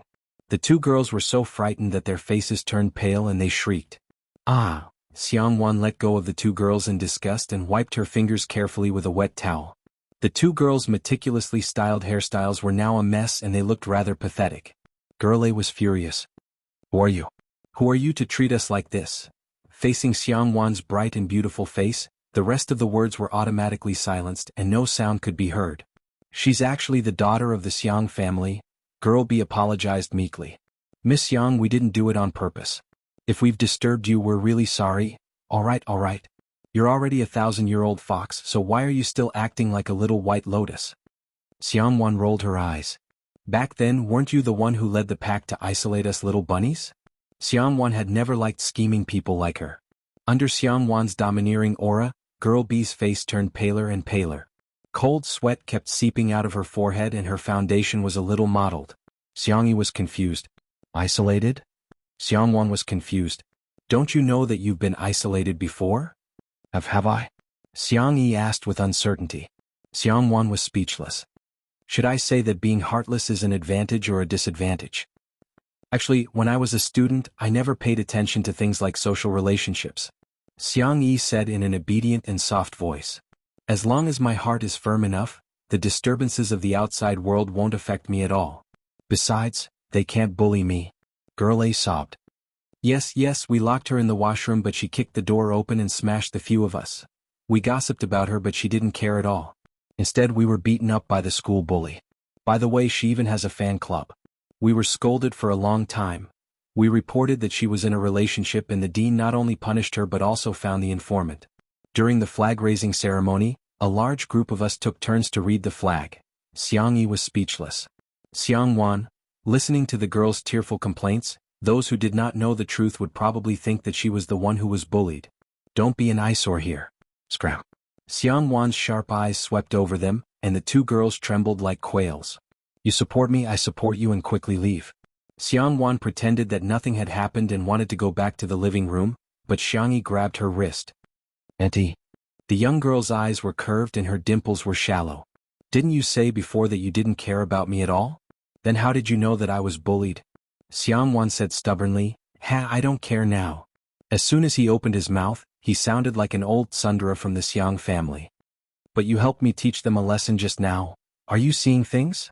Your aunt is already an adult. Do you think I'm the kind of person who would stand up for the younger generation and fight with a little girl? Xiangyi laughed out loud and held Xiangwan's arm, leaning her head on her shoulder. Annie, you're so good. She was so lucky to have such a family. On the surface they supported her, but in the dark they protected her so that she could grow up without any worries. Although she had lost her parents' love, she had received a lot of love. She inadvertently looked up and met Shui's gentle and clear eyes. The young girl's smile deepened. There was now one more person who loved her in this world. Dad, Mom, you can rest assured. Chapter 1020. A few days later. One of the directors managed to contact Xiangyi through Director Yan and Li Jinyu's connections. A live stream party? Yes, the netizens are now very interested in the lifestyle of the wealthy. Of course, we also learned that the invited socialites also want to use this opportunity to increase their influence. The director rambled on. Xiangyi went to ask for her aunt's opinion. Xiangwan was quite open-minded and had always liked new things. Hence, the live stream was quickly finalized. When the invited socialites found out that the party was going to be live-streamed, they put in even more effort to prepare for it. There were already several who fought over Xiangqi's handmade haute couture dresses. On the day of the party, Xiang Yin and Madame Xiang preferred tranquility, but they would always accede to their daughter's requests. The two of them went on a day trip accompanied by their future grandson-in-law, Shui, and vacated the old mansion to host a party for Xiangwan. The decoration style was simple and refreshing, with floral patterns, lace, bows and other girly elements as embellishments. At 10 o'clock in the morning, the live stream began. Countless curious netizens swarmed in, wanting to see what the gathering of the top socialites was like. The director was well aware of the public's psychology. Several cameras were filming the details of the banquet from different angles. The comments section was full of exclamations from the netizens. Damn, they're actually using real flowers. I've seen this flower in a florist before. It's a cream-colored lily of the valley imported from France. Each flower costs 2 digits, but the Xiang family is actually using them as decorations? Oh, isn't this dessert from the Nanqing Hotel, which is a must-have for internet celebrities?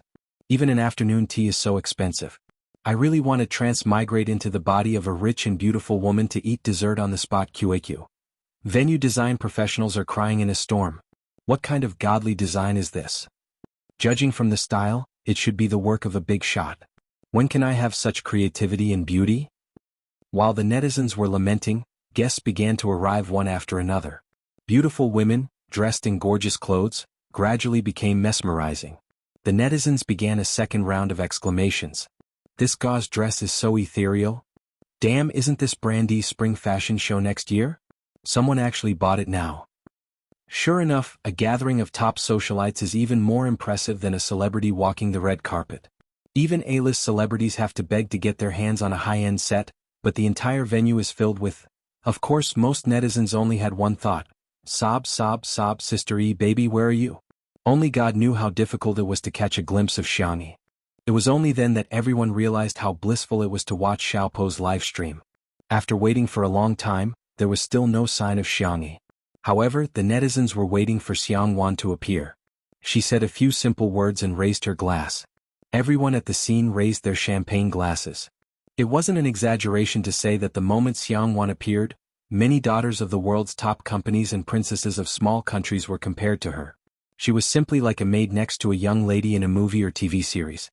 That was the aura of a real socialite. Others could at most imitate her clothes, but they could not imitate the noble charm in her bones. Amidst the endless calls, the camera turned and caught sight of Xiangxi's figure. The girl was wearing a blue and white checkered skirt, a ginger fisherman's hat, and a strawberry knitted bag. She looked simple and casual as if she had come for a picnic. Like the moon surrounded by stars, she was surrounded by several tall and handsome figures. Xiangyu, Xiangqi, Xiangli, Xianxia. It was rare that the brothers of the Xiang family were all there. The live stream instantly exploded. Chapter 1021. Which fairy tale book wasn't closed properly? That's why our little princess walked out. Xiangyi is really God's favorite child. She's beautiful and her 4 brothers are as good-looking as top idols. I'll show you guys how to grow lemons. Sister E, I'm your sister-in-law. Second sister-in-law is here to report for duty. Third sister-in-law must have a name. I'm fourth sister-in-law. Did I say anything? All of a sudden, sister-in-law's fans appeared and the live stream was comparable to a large-scale reunion party. They were allowed to bring a male partner to the party today, but Shui had posted on Weibo in the morning that he was going out with Xiang Yi's grandfather, Madame Xiang. So here came the question. Someone raised the question of soul interrogation. Who will Xiang Yi dance with during the opening dance later? All of a sudden the live stream turned from a reunion party to a place for bets. I'm betting on Big Brother. The little princess vs the big demon, what a match. I'm betting everything on second brother. White versus black will win. I'm betting everything on Big Uncle Xiang. Due to the fact that there were too many words such as betting and going bankrupt, the internet police even came to the live stream and almost caught the gamblers online. On a small island, the sightseeing bus was cruising slowly under the shade of the trees. There were banana trees and coconut trees everywhere along the road, making the scenery extremely beautiful. Madame Xiang was watching the live stream on her smartphone with a big screen. She said smilingly, I wonder who Tutu will choose. Xiang Yin humphed and said, it's the same no matter who she chooses. Boring. Madame Xiang said in disdain. She looked at Shui and said, Sui, it's been hard on you to accompany us on this trip. Shui was wearing a clean white cotton linen shirt and looked like a fledgling college student. He said with a faint smile, Grandma, it's my duty to accompany you guys. Aren't you curious who Xiang Yi will dance with? I bet, Shui whispered a name. Xiang Yin pricked up his ears but didn't hear it clearly. He asked anxiously, who is it? Madame Xiang said in displeasure, don't you think everyone is the same? Shui said at the right time, Grandpa, Grandma, why don't we make a bet? The loser will treat the winner to coconut. Xiang Yin didn't care about coconut, but when he heard about the bet, he immediately got excited. I'll bet on boss. With Sangchen's the demon, the others will cower. Old Mrs. Xiang said, I'll bet on second brother then. Xiang, is Xiang Yi's, is name Xiang. T have Xiang Yi Xiang is name Xiang tt name Xiang. At the party. Xiang Yi Xiang, the, Xiang to Xiang as well, to dance should be the Xiang. Although each invited socialite had brought a male partner, the opening dance was free to form a team, which added to the uncertainty. It made people look forward to it but also made them feel uneasy. Hence it became even more exciting. Xiang Wan was in charge of the opening dance, and as in previous years she danced with Xiang Feng. Xiang Feng grimaced in pain, but he didn't dare to make a sound. He could only whisper aggrievedly, Sis, so many years have passed, but your dancing skills are still as good as ever, huh? Xiang Yi gave him a meaningful look. Xiang Feng shuddered and said, you're still the same. You're getting better and better. Be good, I won't pull your ear today. Xiang Feng was extremely touched. Sister, you're an angel. Chapter 1022. The camera captured this scene and broadcasted it live. The netizens couldn't help laughing. Xiang Corporation's Feng, do you still remember that you're a domineering CEO? You even had your ears pinched by your sister. Shame on you. On the other side, the 4 brothers of the Xiang family were fighting over Bunny to dance. I'll go first. Why should you go first? I should be the one going first. Xiang Yu and Xiang Qi were fighting like rookies. Their fighting prowess was obvious, and the netizens assumed that they had already withdrawn from the competition. The real highlight was the game between the second brother, Xianxia, and the eldest brother, Xianxia. Xianxia adjusted his glasses and said calmly, "Big brother, you're old and your legs aren't good. I'm afraid you'll step on Tutu." Xiangxi's eyes were filled with fear. "Second brother, do you want to die?" The netizens also praised Xianxia. "Dr. Xiang, you're brave." Xianxia sneered. "It's better than your uncoordinated limbs." Xianxia, "Big brother, you hurt my heart." Xiangli's genius brain worked quickly and chose a roundabout strategy. He looked at Xianxia. "Tutu, who do you want to dance with first?" Xianxia swallowed. "I think it's okay if we don't dance. I'm not that good at dancing." She wasn't being modest, but she really wasn't that good at dancing. "You have to choose." Then. Xianxi's eyes went back and forth between the two brothers and finally landed on Xianxia. Too, she wasn't afraid of stepping on second brother, but if she stepped on big brother's foot, Xianxia didn't dare to imagine. Xianxia said calmly, "You can choose the person you like the most." Xianxia. She swallowed the words second brother that were at the tip of her tongue. Xianxia said helplessly, "Big brother, you're being immoral." Xianxia sneered. "I don't need to be moral with you guys." Xianxia, who was sandwiched in the middle, weak, helpless, and pitiful. Having too many older brothers was sometimes a problem. Suddenly, a beautiful figure entered Xianxi's eyes. The girl's eyes lit up. "I choose her." Xianxia? Xianxia was confused. Everyone looked in the direction she was pointing. Song Qiuqiu was holding a plate of desserts.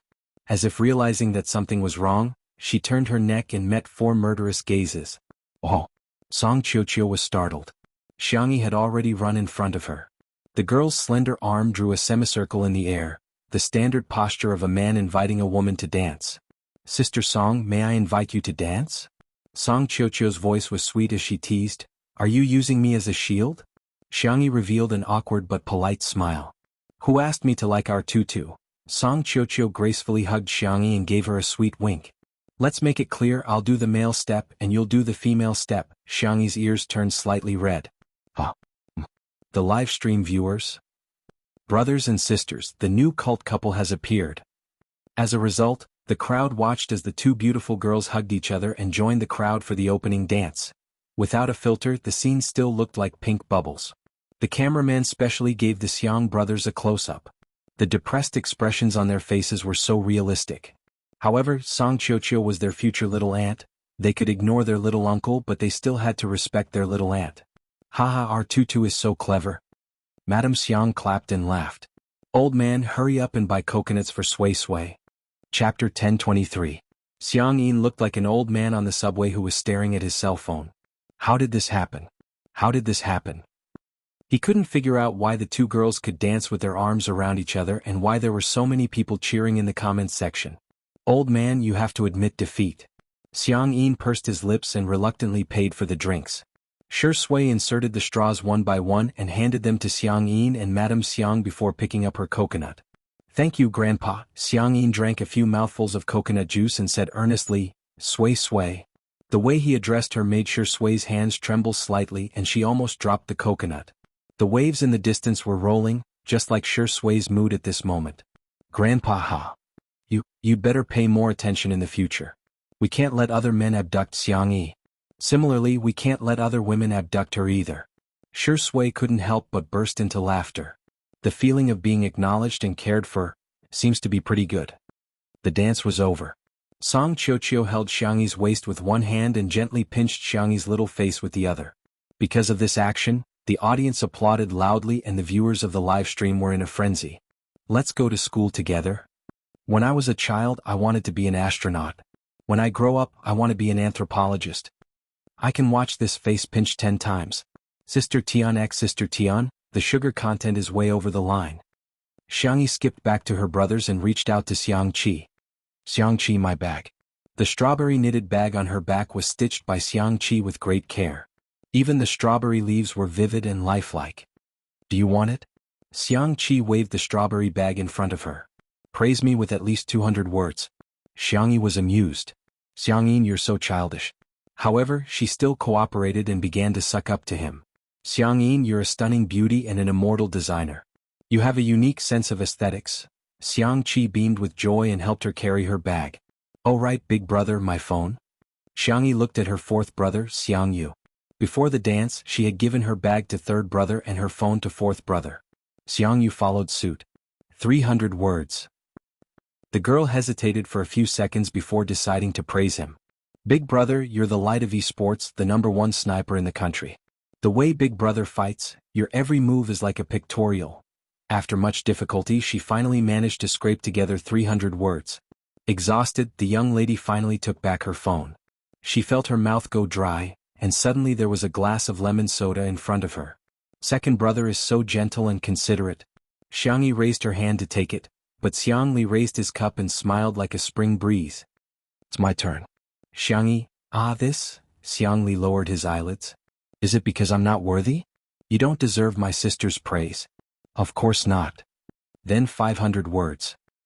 In order to scrape together 500 words, Xiangyi could be said to have racked her brains and used up all the adjectives she had in her life. Big brother is an amazing genius. His IQ is outstanding and he's also black-bellied, meticulous. After much difficulty, she finally drank the water that her second brother brought over. Suddenly, a deep and cold voice sounded in her ears. "What about me?" Xiangyi turned her neck stiffly and met her eldest brother's dark eyes. "Big brother, I really can't do it." Heh. He smiled with 3 parts coldness, 3 parts indifference and 4 parts indifference. The little rabbit trembled. I think I can do it again." 800 words. Don't repeat it with them." Xiangyi wanted to cry but had no tears. Chapter 1024. The girl had a sullen expression on her face, seemingly on the verge of tears.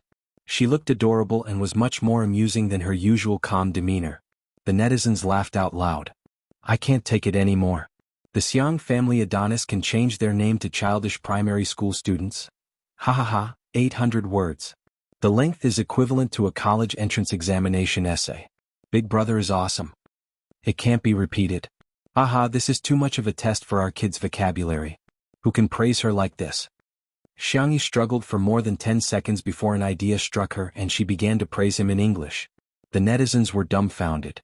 In addition to words like handsome, self-disciplined, and efficient, the girl also mixed in a bunch of English poems. The netizens were dumbfounded. "Ah, she's so witty." Phew. After finally getting enough words, Xiangyi heaved a long sigh of relief and carefully asked, "Big brother, are you satisfied? If not, I'll think about it again." The corners of Xiang Chen's mouth twitched slightly before returning to a cold and indifferent smile. "Barely." Xiang Yi felt as if a heavy burden had been lifted from her shoulders. Her aunt's teasing voice rang in her ears. "Little Tutu, what about me?" Xiang Yi was speechless. Xiang Feng also joined in the fun. Me too, me too." The little girl's expression could be described as hopeless. The netizens were also laughing uncontrollably. "Auntie should have at least 1,000 words, right? I'm dying of laughter. The way the Xiang family interacts with each other is so funny. Xiao Beanbag, doesn't her uncle deserve at least 100 words of praise? The person in front, 50 words at most, no more? Haha, Xiang Feng is at the bottom of the food chain." "Auntie." Xiangyi put her hands together and said coquettishly, "Dear auntie, please spare me." The sudden coquettish behavior stunned the countless netizens in front of their screens. Xiangyi had always given people the impression that she was calm, composed, and had a seriousness that did not match her age. The netizens often neglected the fact that she was still young. Today's coquettish behavior instantly hit the hearts of countless people. Yes. Not to mention the audience, even Xiangwan couldn't take it. She clutched her heart. Little rabbit, you say that again. Aunt, please spare me?" Xiangwan was extremely excited. Again. Xiangyi blinked her eyes and a sweet little dimple appeared on her cheeks. "Auntie, I beg you please." The girl's voice was sweet to begin with, but after she softened her voice and acted coquettishly, she sounded like a squeaky milk ball. She really wanted to poke and pinch her cheeks. Xiangwan took 2 steps back. She couldn't take it anymore. "Little rabbit, what do you want? Aunt will buy it for you." Xiangyi's eyes glinted cunningly. She thought she had finally escaped a calamity, but she didn't expect Xiangyu to suddenly grab her shoulder. The cool and arrogant esports god said in all seriousness, "Little sister, act coquettishly." "Xiangyi?" ? Xiangqi's eyes also lit up. Hurry up. "Xiangyi?" Xiangli pushed his glasses and smiled like a warm breeze in March. Tutu, I want one too. Xianxia? She looked at Xianxia for help, begging him to control these indecent brothers. Xianxia adjusted his cufflinks. His temperament was cold and abstinent, like the snow falling from the distant mountains. Wait a minute, I'll record a video. The netizens, as expected of the great demon king. Ah. It's bad enough that Big Brother didn't stop them, but he's actually helping them. Oh.